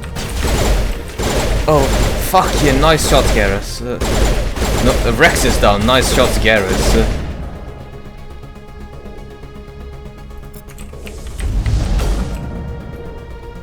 Are you still up? No, you're down. Nice shooting, lads, nice shooting.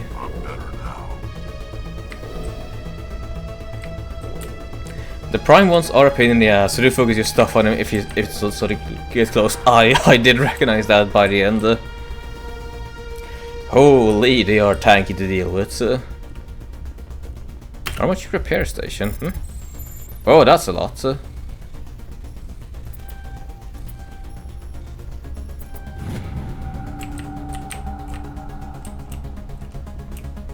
Are you like what? Are you friendly now? You might be friendly now.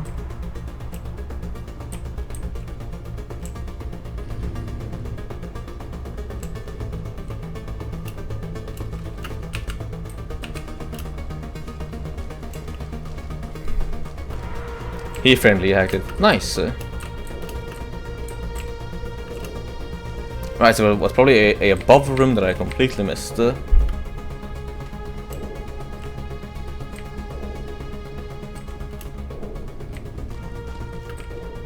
here we have it.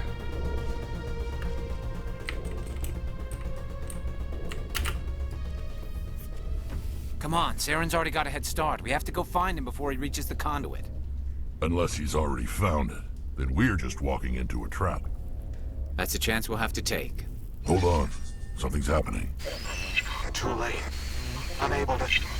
Invading fleets. No escape.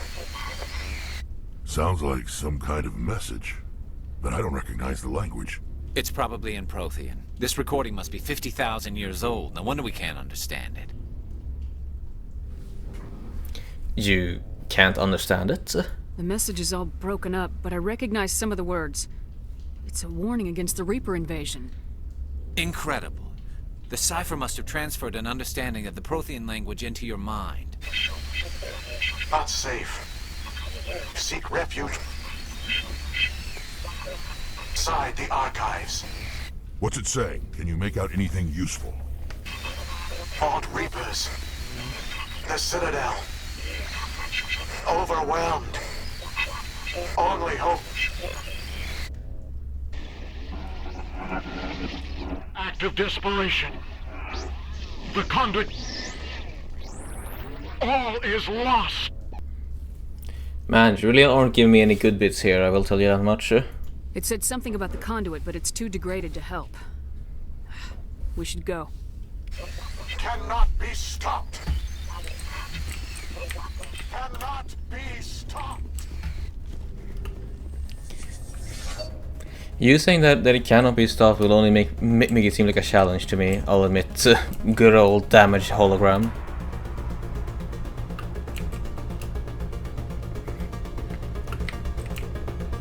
We do all, after all, have a bit of stubbornness in us.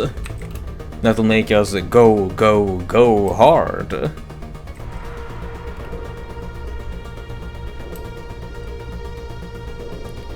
Right now the elevator is available to us.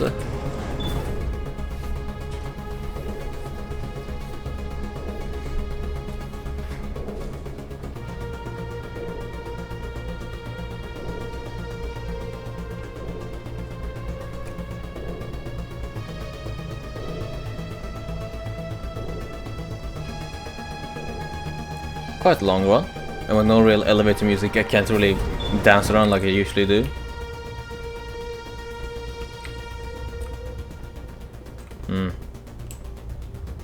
Ominous. Very much of ominous.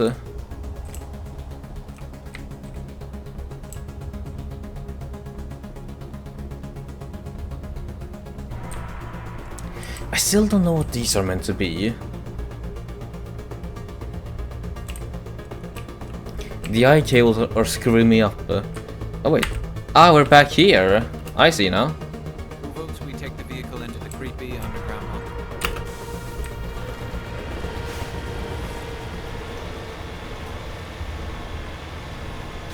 I thought Saren would have set some kind of trap or ambush for us. They must have been in too much of a hurry. Or we just haven't run into it yet.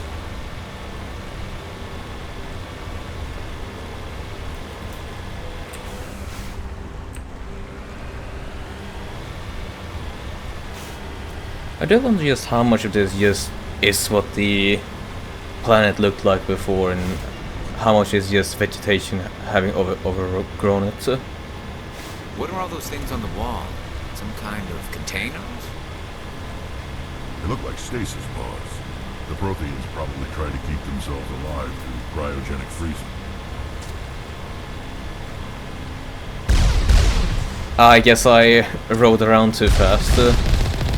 I cut the dialogue short. Oh, hi you two. Bye you two.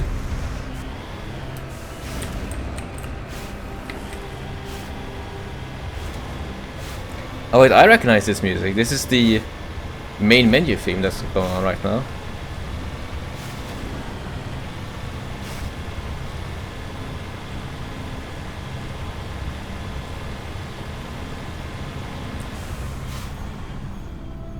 Yeah, you skip dialogue. Things like that force me to stop when dialogue is going on. Yeah, I really should just start doing that. It's a trap! Saren must have set an ambush. I don't think Saren's behind this.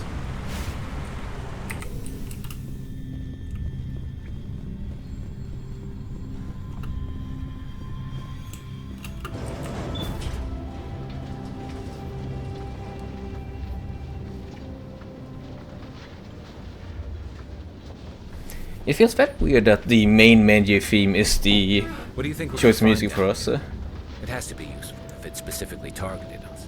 Don't get your hopes up. The only thing we can depend on right now is ourselves. A vigil? You are not Prothean, but you are not machine either. This eventuality was one of many that was anticipated. This is why we sent our warning through the beacons. Looks like some kind of VI program. Pretty badly damaged. I do not sense the taint of indoctrination upon any of you. Unlike the other that passed recently. Perhaps there is still hope. Wait a minute. How come I can understand you? Why aren't you speaking the Prothean language? I have been monitoring your communications since you arrived at this facility. I have translated my output into a format you will comprehend. My name is Vigil. You are safe here for the moment, but that is likely to change. Soon, nowhere will be safe. Who are you? Are you some kind of artificial intelligence program? I am an advanced non-organic analysis system, with personality imprints from Kesad Aishan, Chief Overseer of the Ilos Research Facility. What do you happen to want? Why did you bring me here? You must break a cycle that has continued for millions of years. But to stop it, you must understand, or you will make the same mistakes we did. The Citadel is the heart of your civilization and the seat of government, as it was with us, and as it has been with every civilization that came before us. But the Citadel is a trap. The station is actually an enormous mass relay, one that links to dark space, the empty void beyond the galaxy's horizon. When the Citadel relay is activated, the Reapers will pour through, and all you know will be destroyed.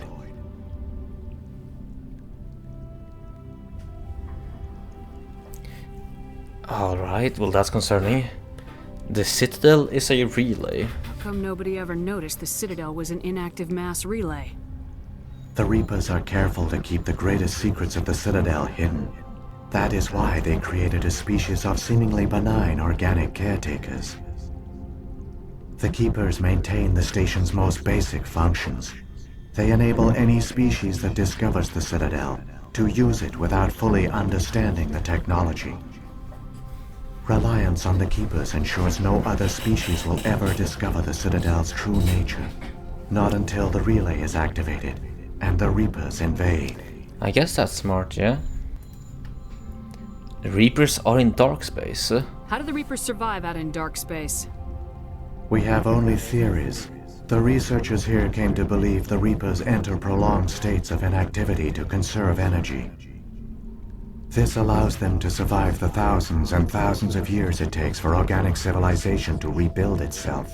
But in this state, they are vulnerable. By retreating beyond the edges of the galaxy, they ensure no one will accidentally discover them. They keep their existence hidden until the Citadel relay is activated. We won't stand a chance if that's activated. The Reapers can wipe out the Council and the entire Citadel fleet in a single surprise attack. That was our fate. Our leaders were dead before we even realized we were under attack. The Reapers seized control of the Citadel, and through it, the mass relays. Communication and transportation across our empire were crippled. Each star system was isolated, cut off from the others. Easy prey for the Reaper fleets. Over the next decades, the Reapers systematically obliterated our people. World by world, system by system, they methodically wiped us out. Sure, but why do the Reapers have such a hatred for biological creatures? The war was lost. If you'd surrendered, they might have let you live. No offer of surrender was ever given. Our enemy had a single goal: the extinction of all advanced organic life. Through the Citadel, the Reapers had access to all our records, maps, census data. Information is power, and they knew everything about us. Their fleets advanced across every settled region of the galaxy. Some worlds were utterly destroyed. Others were conquered, their populations enslaved. These indoctrinated servants became sleeper agents under Reaper control. Taken in as refugees by other Protheans, they betrayed them to the machines. Within a few centuries, the Reapers had killed or enslaved every Prothean in the galaxy. They were relentless, brutal, and absolutely thorough. And why did they leave? I don't understand. Where did the Reapers go after they conquered your people? Our worlds were stripped bare, harvested by the indoctrinated slaves. Everything of value, all resources, all technology was taken. Certain that all advanced organic life had been extinguished, the Reapers retreated back through the Citadel relay into dark space, sealing it behind them. All evidence of the Reaper invasion had been wiped away. Only their indoctrinated slaves were left behind, abandoned. Mindless husks, no longer capable of independent thought, the indoctrinated soon starved or died of exposure. The genocide of the Protheans was complete. Sure, and why do they do this? What do the Reapers get out of this? Why do they keep repeating this pattern of genocide over and over? The Reapers are alien, unknowable. Perhaps they need slaves or resources. More likely they are driven by motives and goals organic beings cannot hope to comprehend. In the end, what does it matter? Your survival depends on stopping them, not in understanding them. Fair enough, I suppose. You said you brought me here for a reason. Tell me what I need to do. The conduit is the key. Before the Reapers attacked, we Protheans were on the cusp of unlocking the mysteries behind mass relay technology. Ilos was a top-secret facility. Here, researchers worked to create a small-scale version of a mass relay, one that linked directly to the Citadel, the hub of the relay network. Conduit's not a weapon. It's a backdoor onto the Citadel. They didn't manage to find you? How did you manage to stay hidden? All official records of our project were destroyed in the initial attack on the Citadel.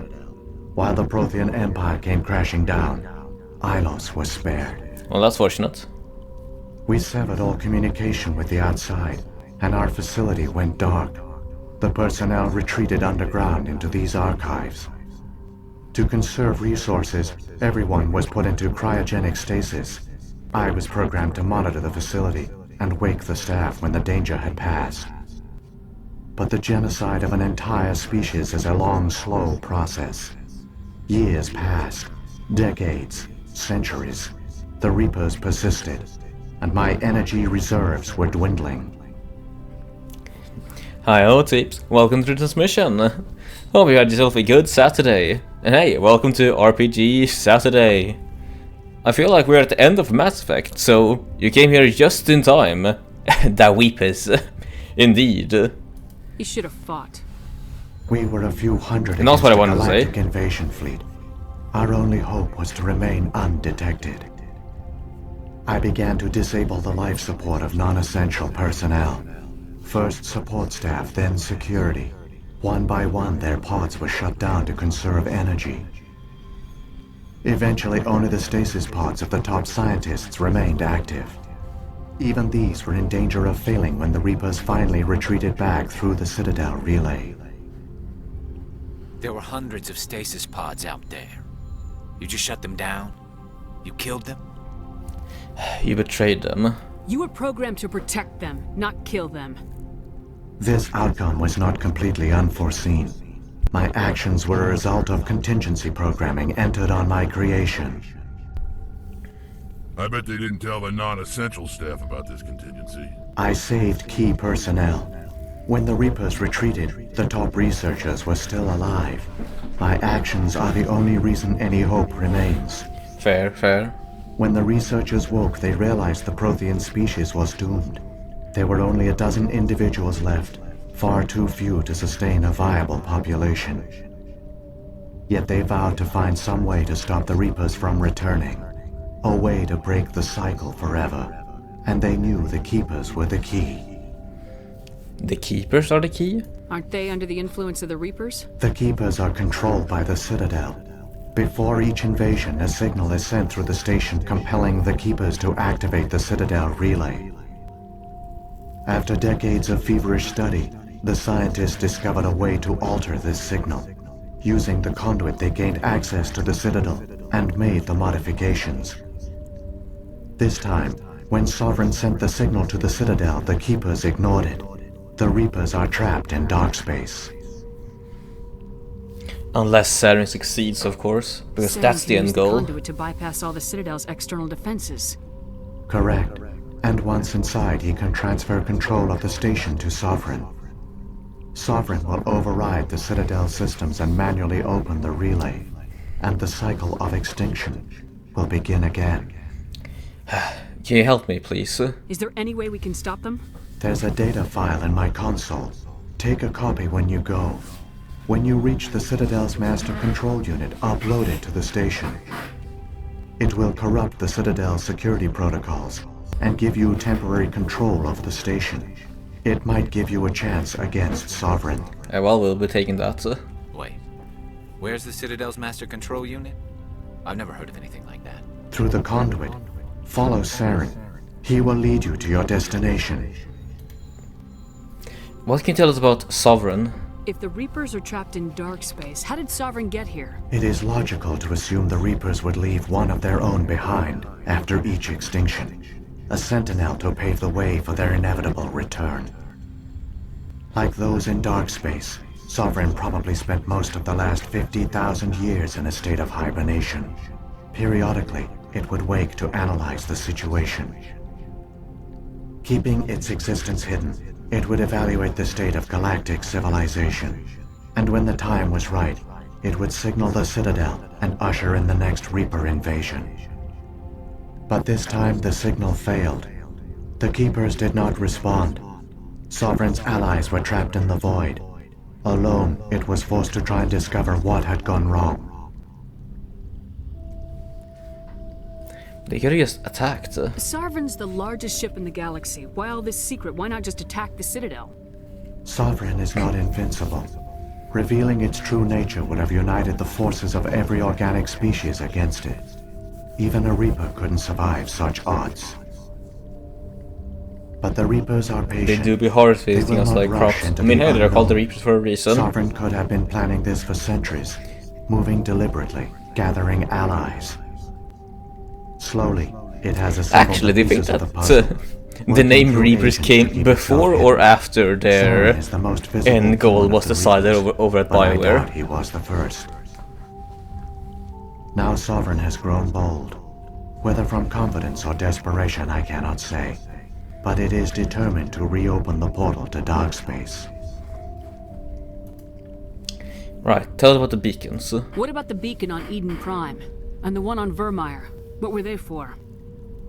At our apex, the beacons spanned the breadth of our empire. We used them as a single galaxy-wide network to transmit data and communications rapidly from world to world.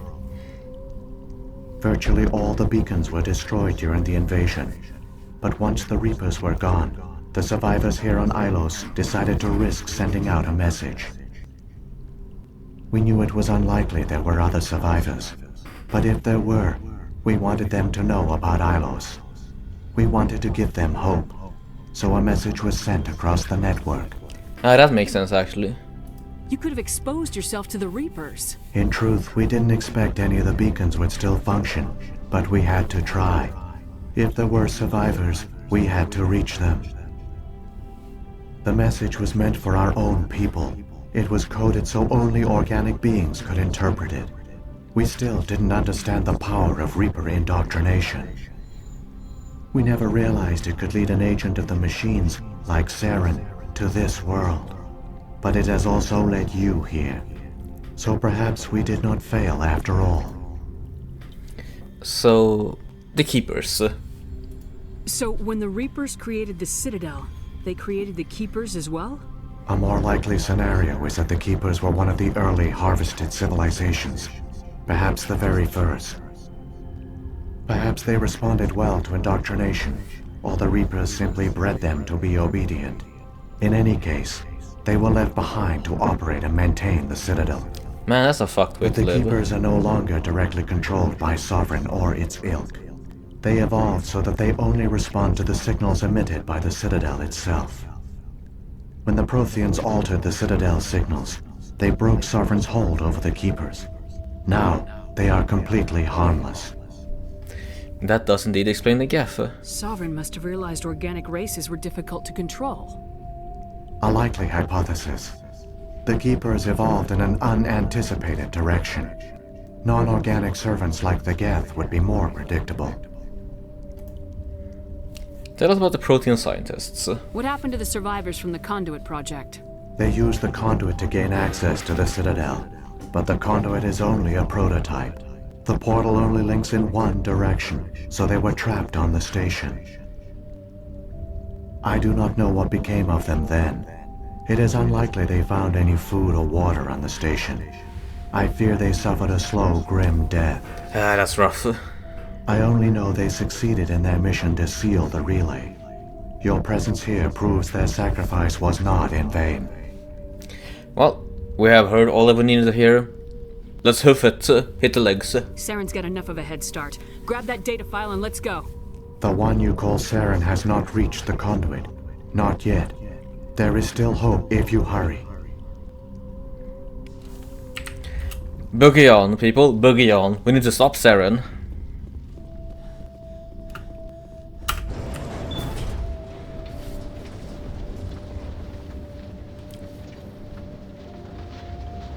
And I guess now it makes sense as to why... So many races looked up to the Protheans as paragons of civilization. They were fooled by the Reapers, just as we were. They failed. Keep it moving. I've got no intention of being up like them.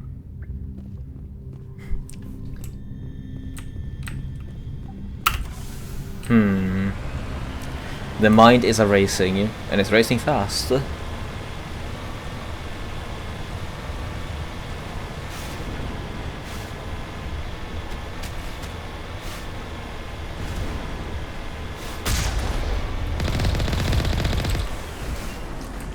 Hi party people, you surely aren't enough to stop this Mako from running up. Hey, not loads no hit.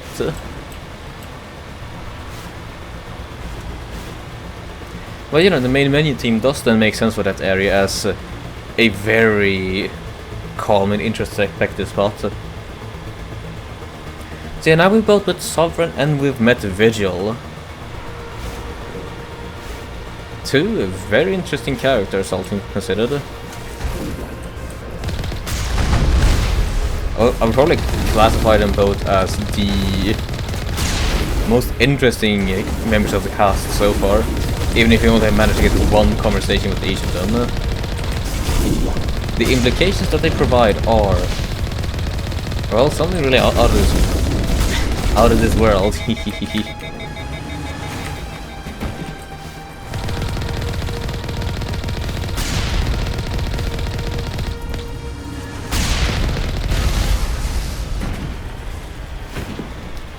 So yeah, with those we have the basic working plan of the Reapers.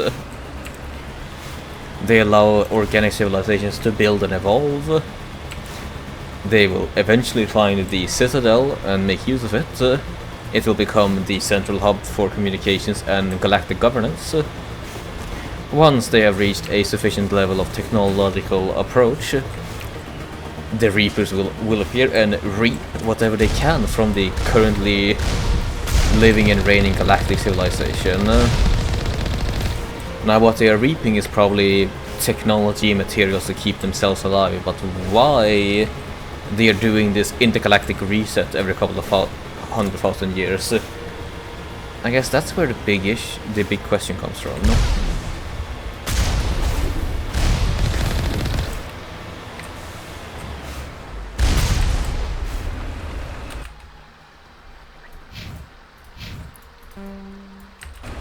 That will be indeed something to ponder as we go through the next couple of games, because I don't think that we'll be getting any answers in this one. Oh well, you look very final. It's incredible. We don't have time to admire the view. We have to get through that relay, and these Geth aren't going to make it easy on us. The game stopped me from moving forward. That's very funny.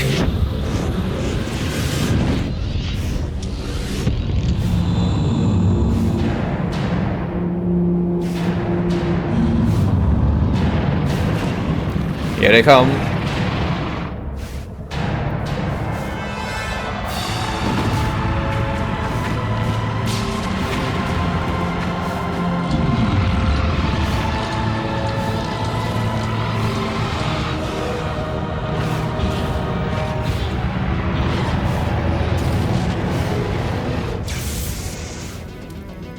Activate the defenses! Seal the station! The arms aren't moving. Systems not responding. Abandon the Citadel! Evacuate the Council! Citadel Control! Citadel Control, do you copy?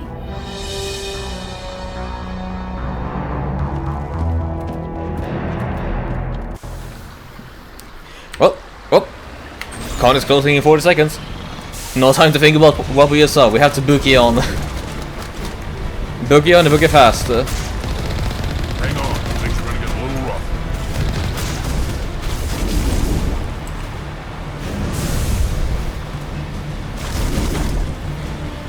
See you on the other sides, Geth.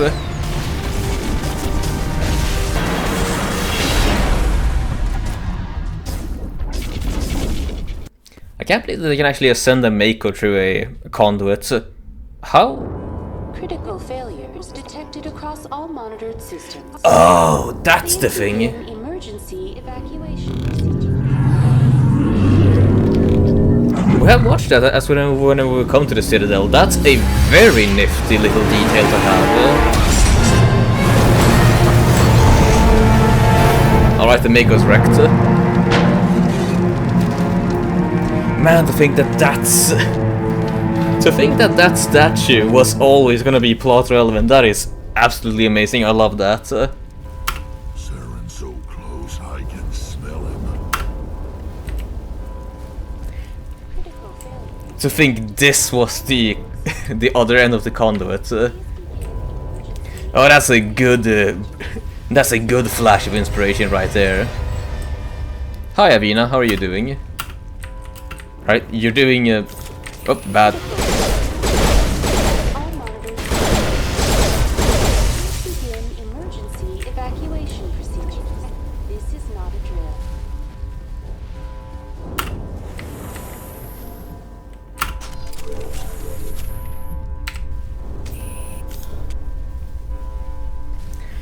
We're not gonna have one last solace of elevator music.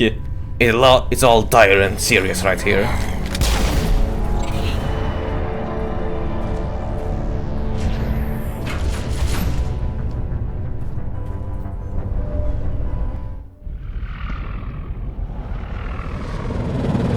The Citadel's closing. They're sealing the station. Don't let the enemy ships inside the arms!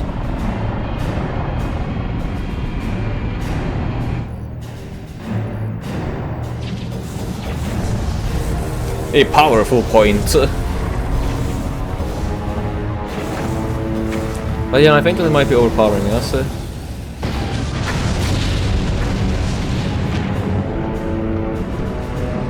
Hey, do you know if you have Caden with you when you walk near the mass relay statue early in the game, he instead is humming?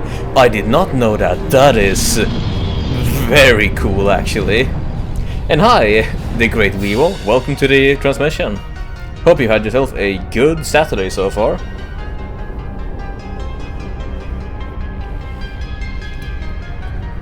Alright, we're in for a very peculiar situation. I don't think we can just shoot that Reaper with our measly guns.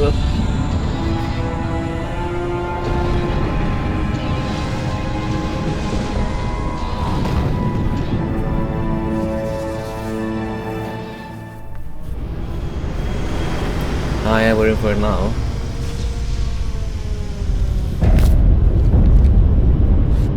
Saren's locked the elevator! Suit up! We're going outside!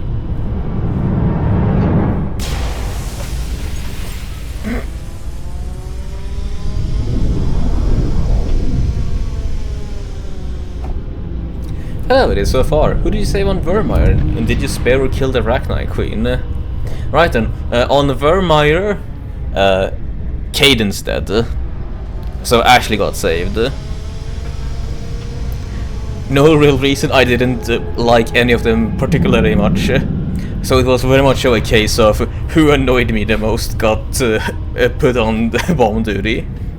And I decided to spare the Arachnite Queen because I don't know, I somewhat trusted her.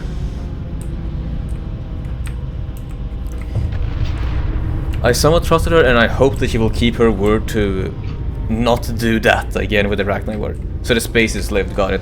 Yep, the spaces lived. Mainly because I can at least then tell Ashley off that, hey, fuck off on that, you're not supposed to do that. Caden did not listen to me when I said, hey, I'm not interested in a relationship. He kept on pushing it.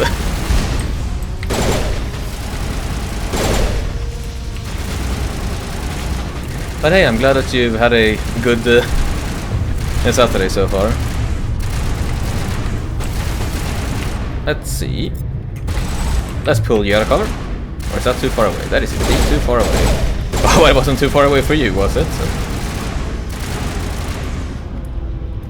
Lift. Ah, no, that's a bad lift. Get out from under there.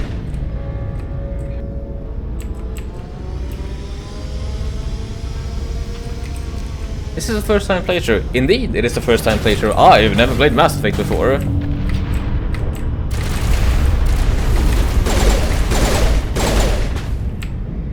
Yeah, Gary's gonna be a relationship, right?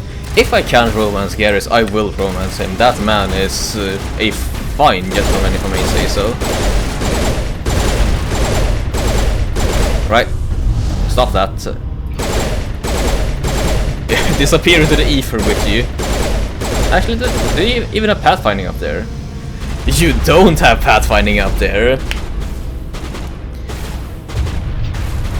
You do not have any pathfinding up there. That is very funny. Well, good night, sweet prince. Oh, fuck. Hi.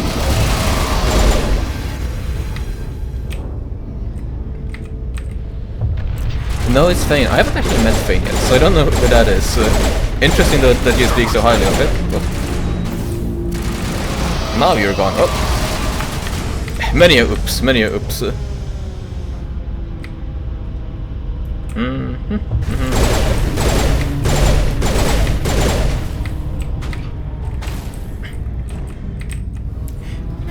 Hiya, Robert the Fluff. Welcome to the transmission. And thank you for the raids. Hope you all had a good time over with you. Whatever you lot are doing. We're currently here at the tail end of Mass Effect on what is the final mission. Hope you all had a good Saturday so far.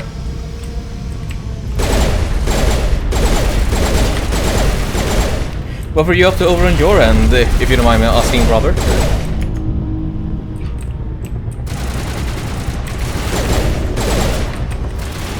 Hey, whoa, Goober. Aye, I'll take that nickname. That hurts. And hi, everyone. Welcome you all to sniff me. What difficulty is this on? I chose to play on. I think we selected hard at the start of the game. So a little bit rougher than normal.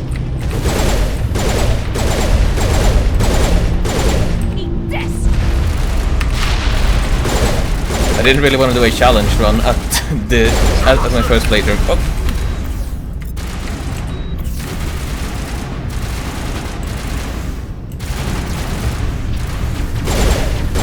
We're playing the Ridge Racer that no one likes. Oh, that still sounds fun. What? Which Ridge Racer is that? If you don't mind me asking. But yeah, I guess I should also do some introductions. The name is Azure. Azure Signal for long. I am the host of this transmission, in which we play a variety of different video games, both from the past and the present. Currently we have 3 different time slots. We have Retro Mondays, Modern-ish Wednesdays, and then on Saturdays we tend to play RPGs. Hence why we're playing Mass Effect now. Ridge Racer Unbounded. I haven't actually heard of that one. So how come it's disliked? I see. I should hack these. I did an Insanta playthrough of the trilogy and it was rough. I can only imagine that. From the preliminary research that I did on the game's classes, there are a couple of classes that people say that you cannot do an Insanta playthrough on. Just because of how rough it is. It's basically Burnout, but not. Gotcha. Yeah, that's a app description that I reckon. Oh. Garrus gets back on his sniper rifle.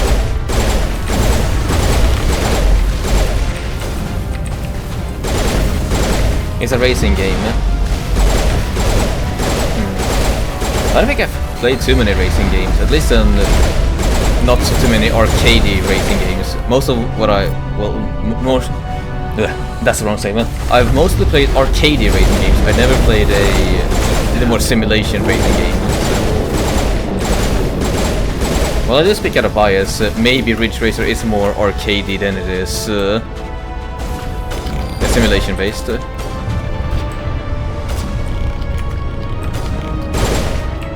Right, all cleared out. Get down! Heal up and walk up. So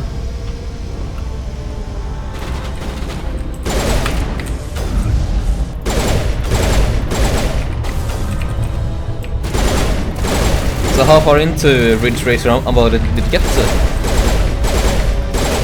Oh no. Wait, barely lived through that one. I'm gonna raid and run have a good transmission. Aye.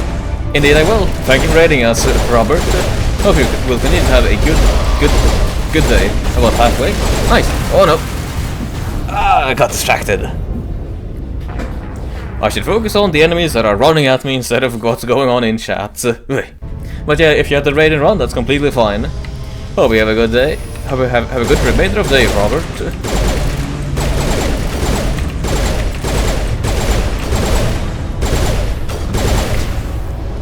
Assassination, if you would be so kind.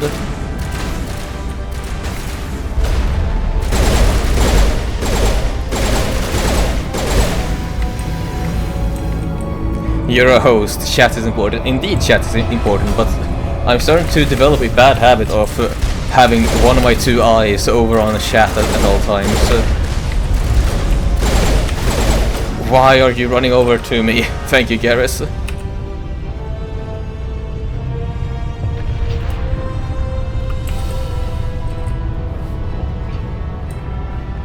Hey, whoa, nice specs and bullshit. Aye, thank you for the compliments, Eternal. I do try my best to keep my chassis premium proper for you lot to enjoy. And there is an intense training workout regimen that I do follow. Aye, I see your head. Oh yeah.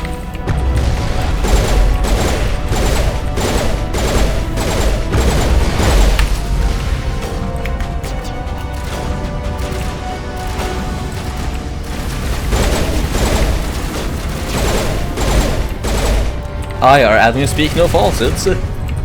This hardware is top of the line for your delight.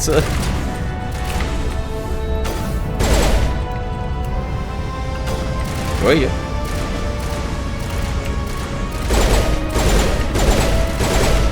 Let's see. You can go ahead and sabotage that.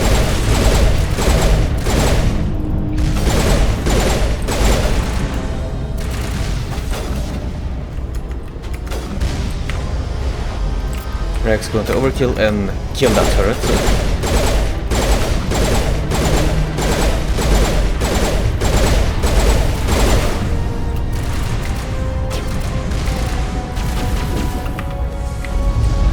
Oh. Away you go, Geff. Oh, push will forever be my favorite ability.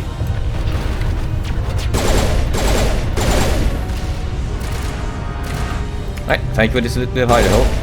I desperately need it.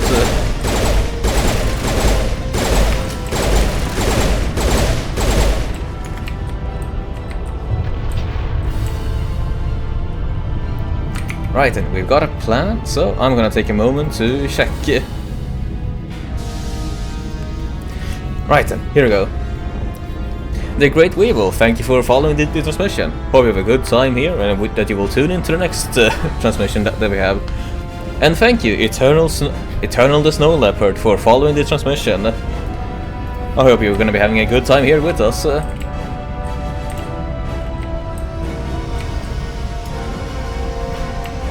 I'm gonna hang around here for a little bit. I don't recognize this game, but it seems interesting and it kind of reminds me of Halo. This here is Mass Effect. A sci-fi RPG developed by BioWare Games and published by... was it EA? Was it EA that was published by? Yeah, I think it was EA that they were published by. I might be misremembering, yeah? But yeah, so far, throughout all the transmissions that I've hosted of this game, it's been a blast, a very fun game. If you like Dragon Age, then you will like this one, as it's a more sci-fi option. Yeah, that's probably the best way that Blaine can describe it. Oh, we're not done yet.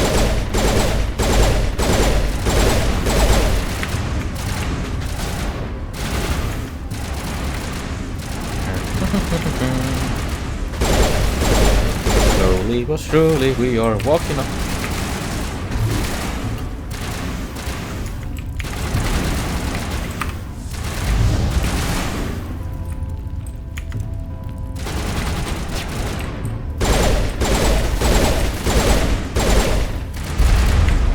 I guess I should also switch on over to sniper rifle to deal with all these faraway threats.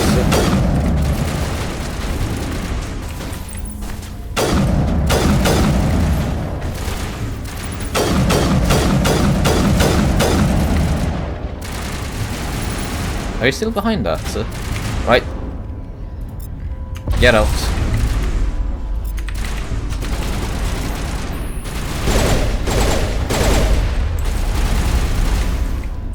Nice shot.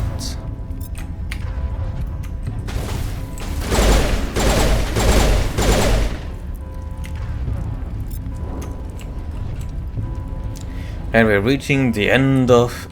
and we're reaching towards the council where Saren was before. Hi Saren. Hi the BBEG. Well, technically Sovereign is the BBG, but you're still a BBG in my eyes.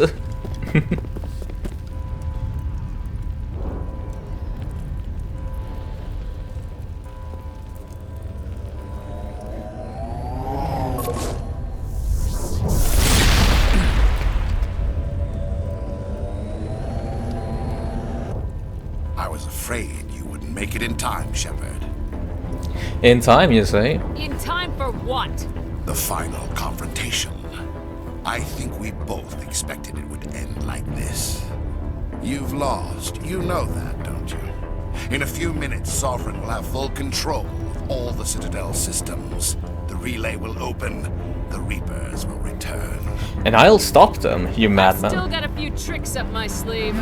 You survived our encounter on Vermeer, but I've changed since then. Improved. Sovereign has upgraded me. Wait. So you aren't supposed to look like that the entire game, are you? You were supposed to have a normal Turian model, and then in this confrontation you would have supposed to be all gribbled, roboticized up. I guess that's the case of not enough dev time to actually give you a normal Turian model before you get all gribbled up. That Sovereign has to give me some good toys to use against you, Shepard. You let Sovereign implant you? Are you insane? I suppose I should I never change, chat. Never change. After Vermeer, I couldn't stop thinking about what you said. About Sovereign manipulating me. About indoctrination. The doubts began to eat away at me. Sovereign sensed my hesitation. I was implanted to strengthen my resolve. Now my doubts are gone. I believe in Sovereign completely. I understand that the Reapers need organics. Join us, and Sovereign will find a place for you, too. You're indoctrinated, dead, Saren. Sovereign's controlling you through your implants. Don't you see that? The relationship is symbiotic. Organic and machine intertwined. A union of flesh and steel. The strengths of both, the weaknesses of neither. I am a vision of the future, Shepard. The evolution of all organic life. This is our destiny. Join Sovereign and experience a true rebirth. The strength of flesh and machine, weakness of neither. Sure, but can you tell the reason why children love the taste of Cinnamon Toast Crunch? I know that joke, but I've never actually had Cinnamon Toast Crunch. It's one of those cereals that never got around to here, so it's just been one of those things that has permeated through me through cultural osmosis.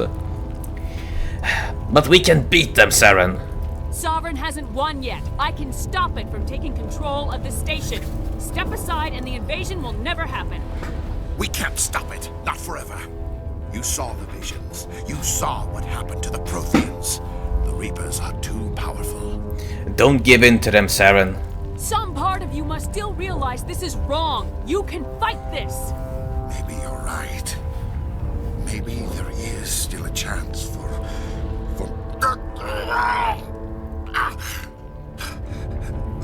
the implants.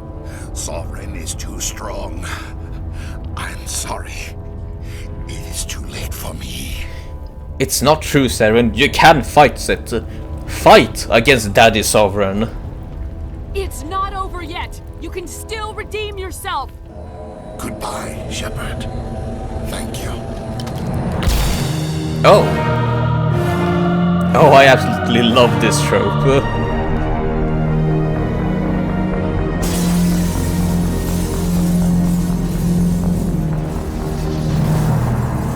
Oh, I love it whenever in an RPG I can talk the one of the final bosses to just kill themselves. I would mention a couple of other examples, but if I do that, people will know about that being an option, then that would be a spoiler. I mean, sure, some of the games are very old, but I would still want people to experience them. So I won't even mention them by name.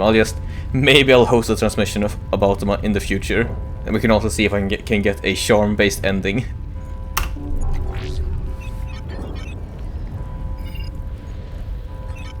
Vigil's data file worked. I've got control of all systems.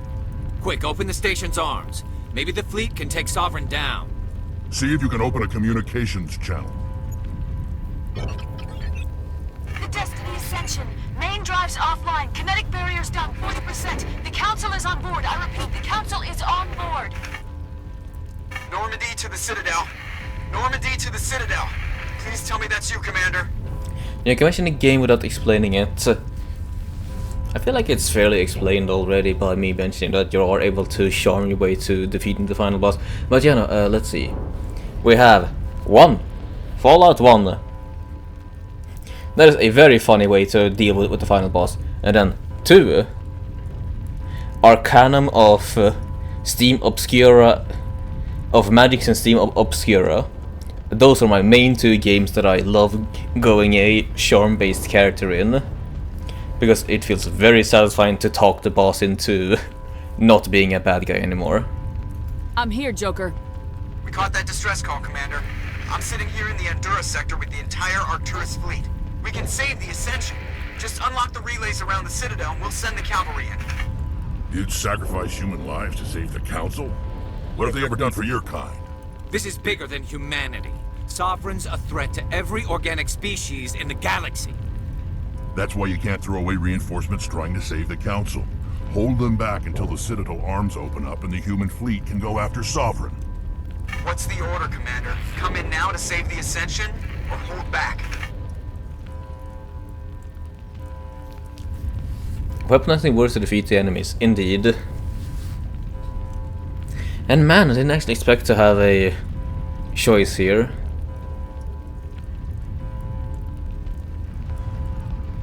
Okay, you're saving the Council or not? Well, they haven't really been too bitchy towards me. Well, the Turian Council member has been a bit of a bitch.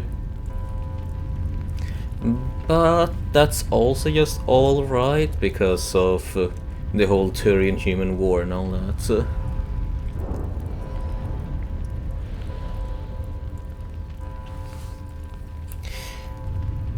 You saved the Council. Opening the relays now, Joker. We need to save the Ascension no matter what the cost. I hope the Council appreciates this. Alliance ships, move in. Save the Destiny Ascension. Because for the future, we may as well future-proof humanity's good graces with the Council. Commander, we're picking up reinforcements. It's the Alliance. Thank the goddess.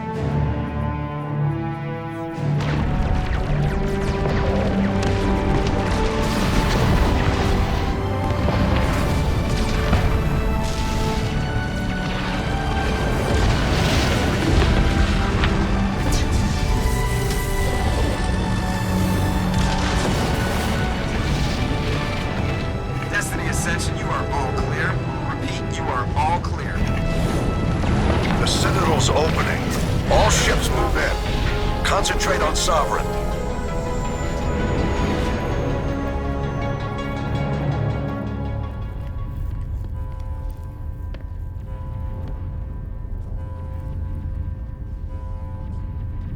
Make sure he's dead. Well, he did get a bullet in his head, Shepard. I do imagine that he's dead. But is he true? You all have to make sure. Ah man, you don't even have blood anymore, you have oil.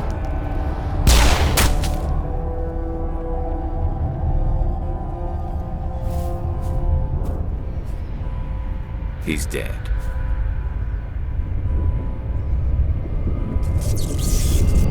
Turian's blood is blue.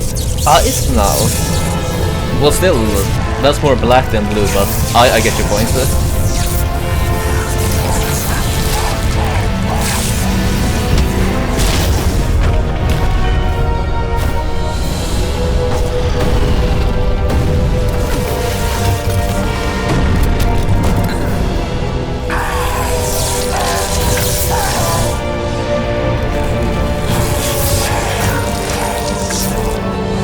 Good morning from your nap, Sarah.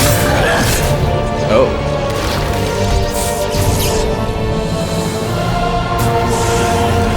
Now that's a very freaky form. I like this. You are horrifying. I am Sovereign, and this station. Oh, that's why you look like the way that you look. Well, them implants working alright. I indeed do. And that's why he looks the way that he looks. He's using the stalker skeleton.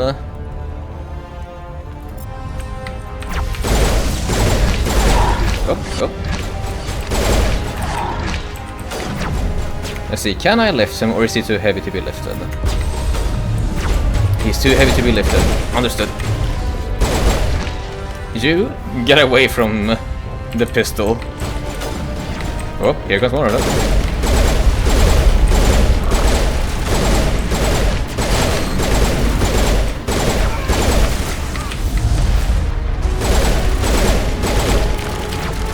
Oh, even more.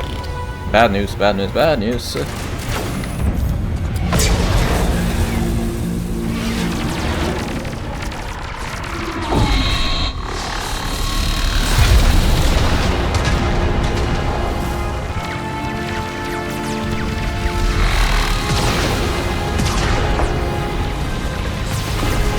Sovereign's too strong! We have to pull back!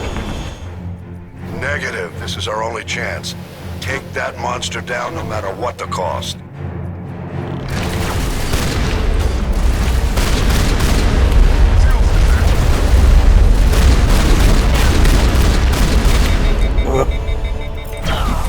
Rough. Very rough.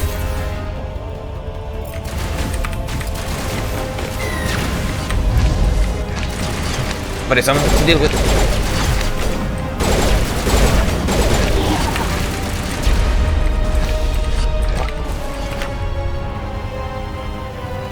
Go into assassination again, and you Rex overkill.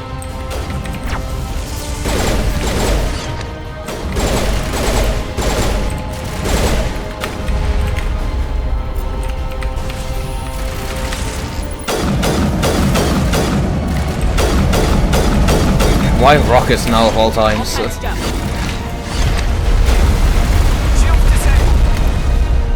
No, get that back up in.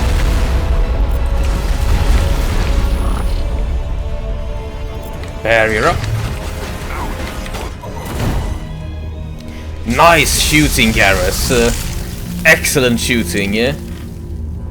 Holy, you deal so much damage with your sniper rifle.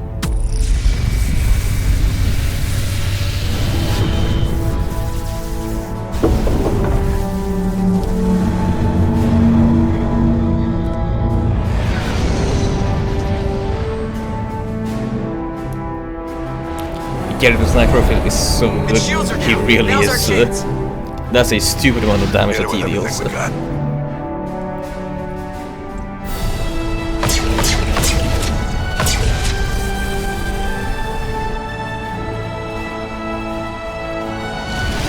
Hard on my flank! We're going in!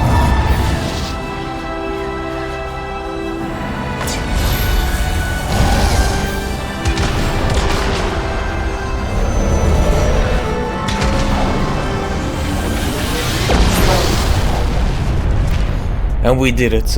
We can, in fact, beat the Reapers. Or at least a Reaper we can beat. Go!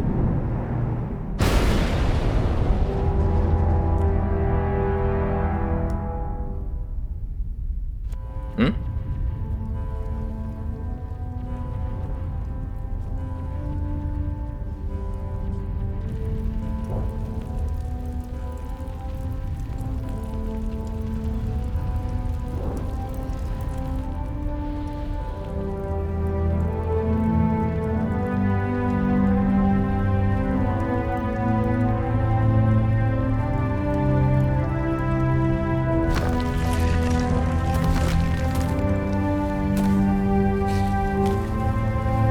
Phew. I was worried there for a second.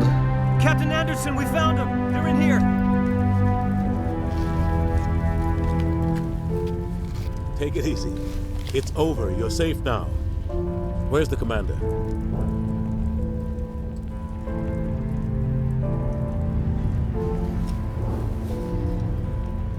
Oh. We're not safe.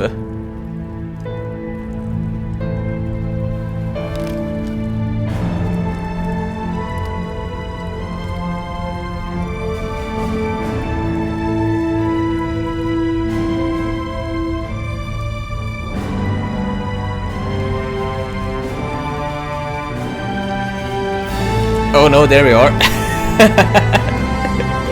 You had me fooled there for a second, video game. You had me fooled there for a second.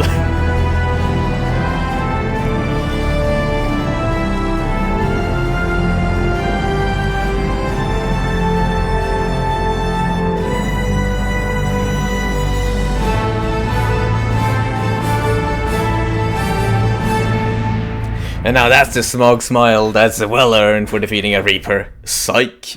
Psych indeed. Captain, Commander Shepard. We have gathered here to recognize the enormous contributions of the Alliance forces in the war against Sovereign and the Geth. Many humans lost their lives in the battle to save the Citadel. Brave and courageous soldiers who willingly gave their lives so that we, the Council, might live. There is no greater sacrifice, and we share your grief over the tragic loss of so many noble men and women. The Council also owes you a great personal debt, Commander, one we can never repay. You saved not just our lives, but the lives of billions from Sovereign and the Reapers. Commander Shepard, your heroic and selfless actions serve as a symbol of everything humanity and the Alliance stand for. And though we cannot bring back those valiant soldiers who gave their lives to save ours, we can honor their memories through our actions.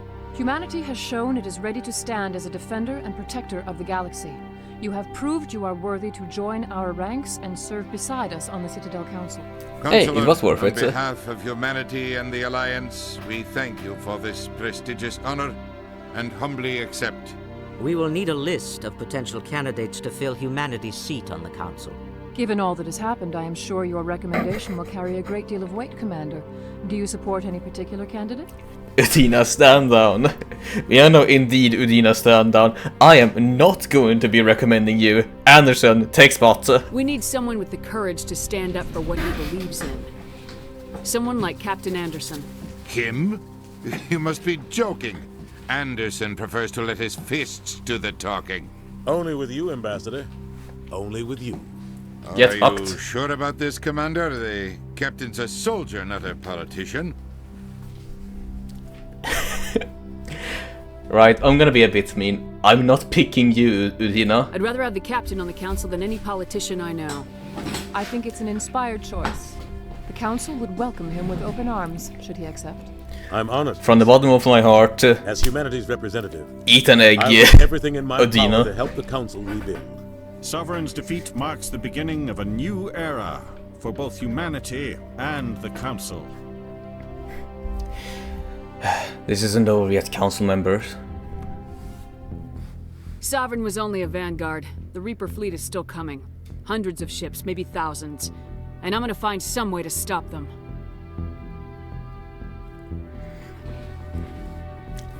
I think the captain's the same voice actor as the president on Rick and Morty. Shepard's right. I wouldn't be Humanity surprised for is that. ready Voice to actors do respond. move around a whole lot. United with the rest of the council, we have the strength to overcome any challenge. When the Reapers come, we must stand side by side. We must fight against them as one. And together, we will drive them back into dark space.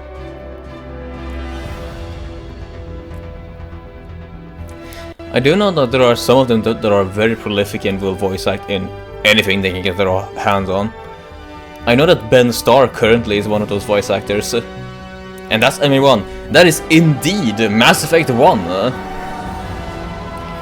That is a very fun video game. I enjoyed this one very much so. Now some might say that it's janky, a bit rough around the edges. I just call that charming. And I don't even mean to say that to be mean or take a the piss out of it. I do genuinely find the rougher parts of this very charming. It makes it for a very funny adventure. I mean, I guess that would be it. I guess that would be it. This does feel like a very classical adventure.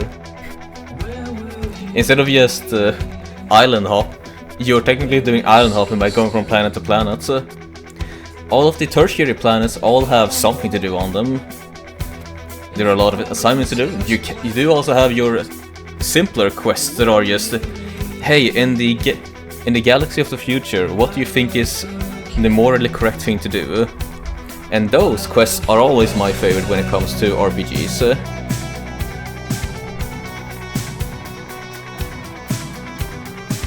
The one thing that could be stand to improve upon a tiny bit would have just been the combat.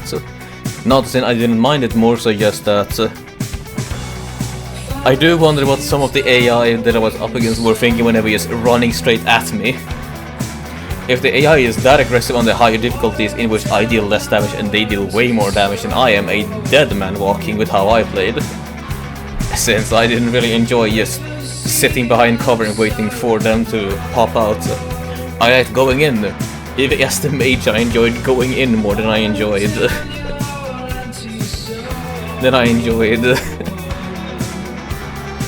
just sitting still. Creating opportunities to win is what a mage should do after all. Tossing a fireball is only as good if you cannot also cast teleportation or incur light. Yeah, no, this music is very good, even if I am currently all just chatting on about over it, saying just how much I am enjoying myself.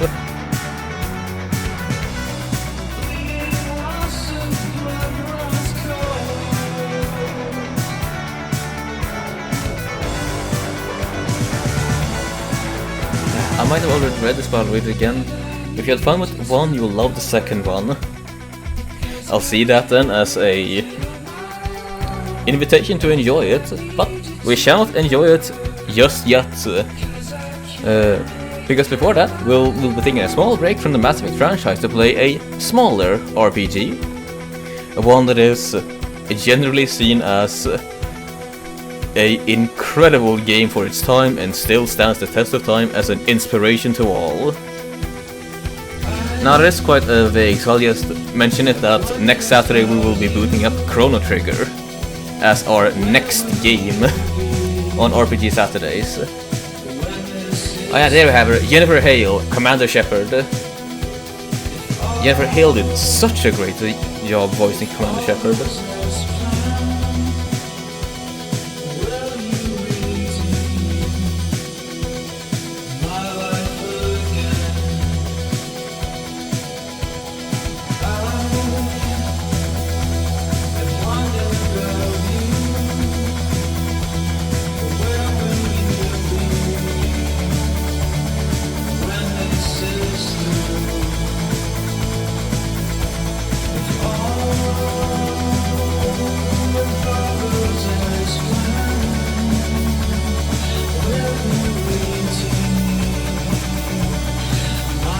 A 1995 game. Indeed.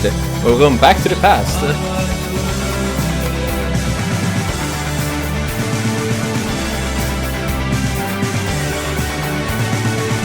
I really like the vibes of your transmissions. I'm gonna try to catch your transmissions if I'm not working, or you're still working when I get off.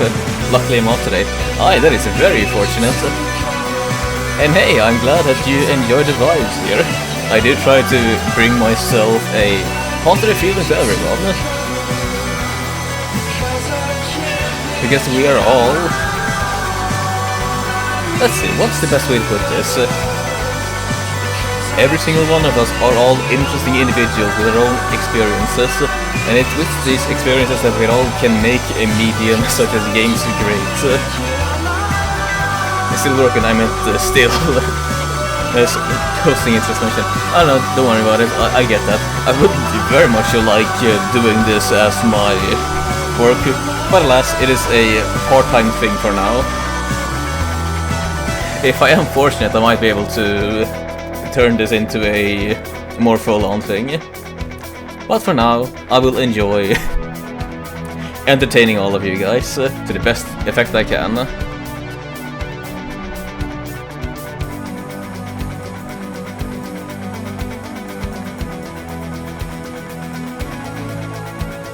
Alright, so this is the end of the game. I guess I should do some more plugs. If you enjoyed your time over here on this transmission, then I can. If you enjoyed this transmission, then I can avert your eyes over towards the Broad Archival YouTube channel. We have a couple of different games saved over there, and you can see a hopefully an increase in quality over time there as the transmissions have gotten a bit more better. So that's the archive of all the past streams, or at least most of them. Is streaming paid on Twitch paid better than yeah. At least I am an affiliate, so I do get some money every now and again, and I do have a couple of people here who happen to enjoy what I do enough to subscribe, and I am deeply appreciative of that. So from the bottom of my heart to everyone who supports us here at the transmission, I thank you. Hey, even if you don't pay, I do appreciate each and every one of you who tunes in here and enjoys their time here with us. Let's toast. Order acknowledged. Let us have ourselves a toast. A toast to Mass Effect and a good time for us all.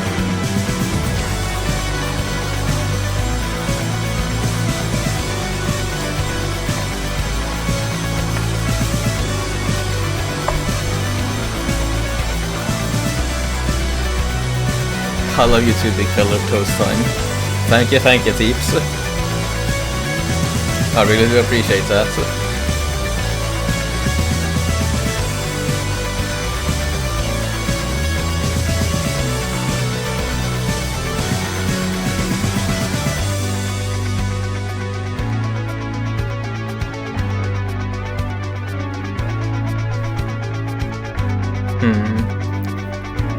I wonder in which class I should go for in Mass Effect 2. I do still have the idea of going with just the pure classes. Sometimes it depresses me how many people works on a single game. Oh yeah, no.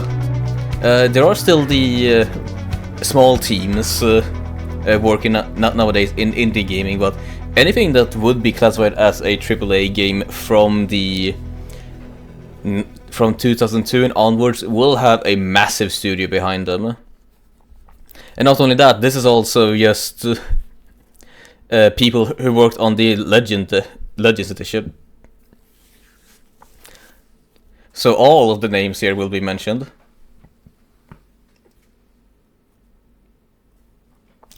Every single studio that worked here, be that in quality assurance or in voiceover, all shall be credited as well they should deserve. So what class would you like to try next? I don't know. A part of me does want to try out Soldier, just to see how much different I will play as the Soldier. Because as you mentioned earlier, Blaine, maybe I should have just gone Vanguard, the Mage Soldier mixed class, considering how I was playing. But I just want to see what the Rogue class is, the Techie class. Since their spells do seem pretty good as well.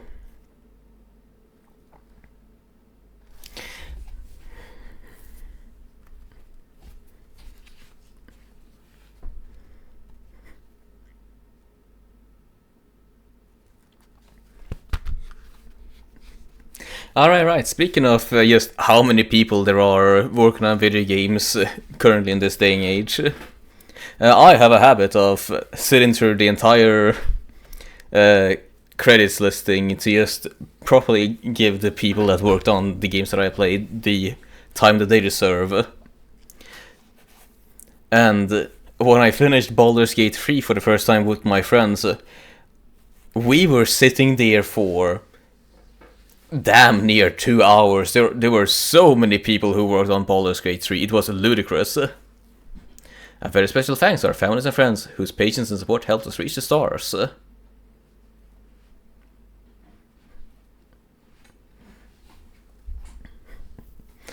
yeah, there is a lot to enjoy when it comes to... Well, it came out really good at the end. Indeed it did. Indeed it did. Oh no way, that's why the push ability was so much fun to play around with. It was physics.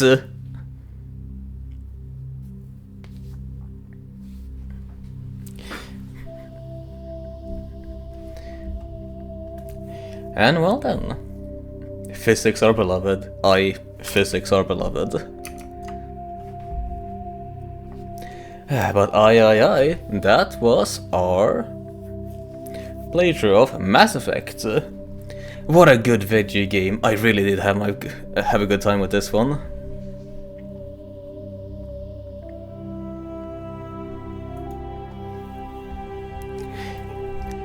Now though, I do still have a bit more time that I can be using here to host something on a transmission, but I did expect the game to take a bit more longer to actually reach its conclusion.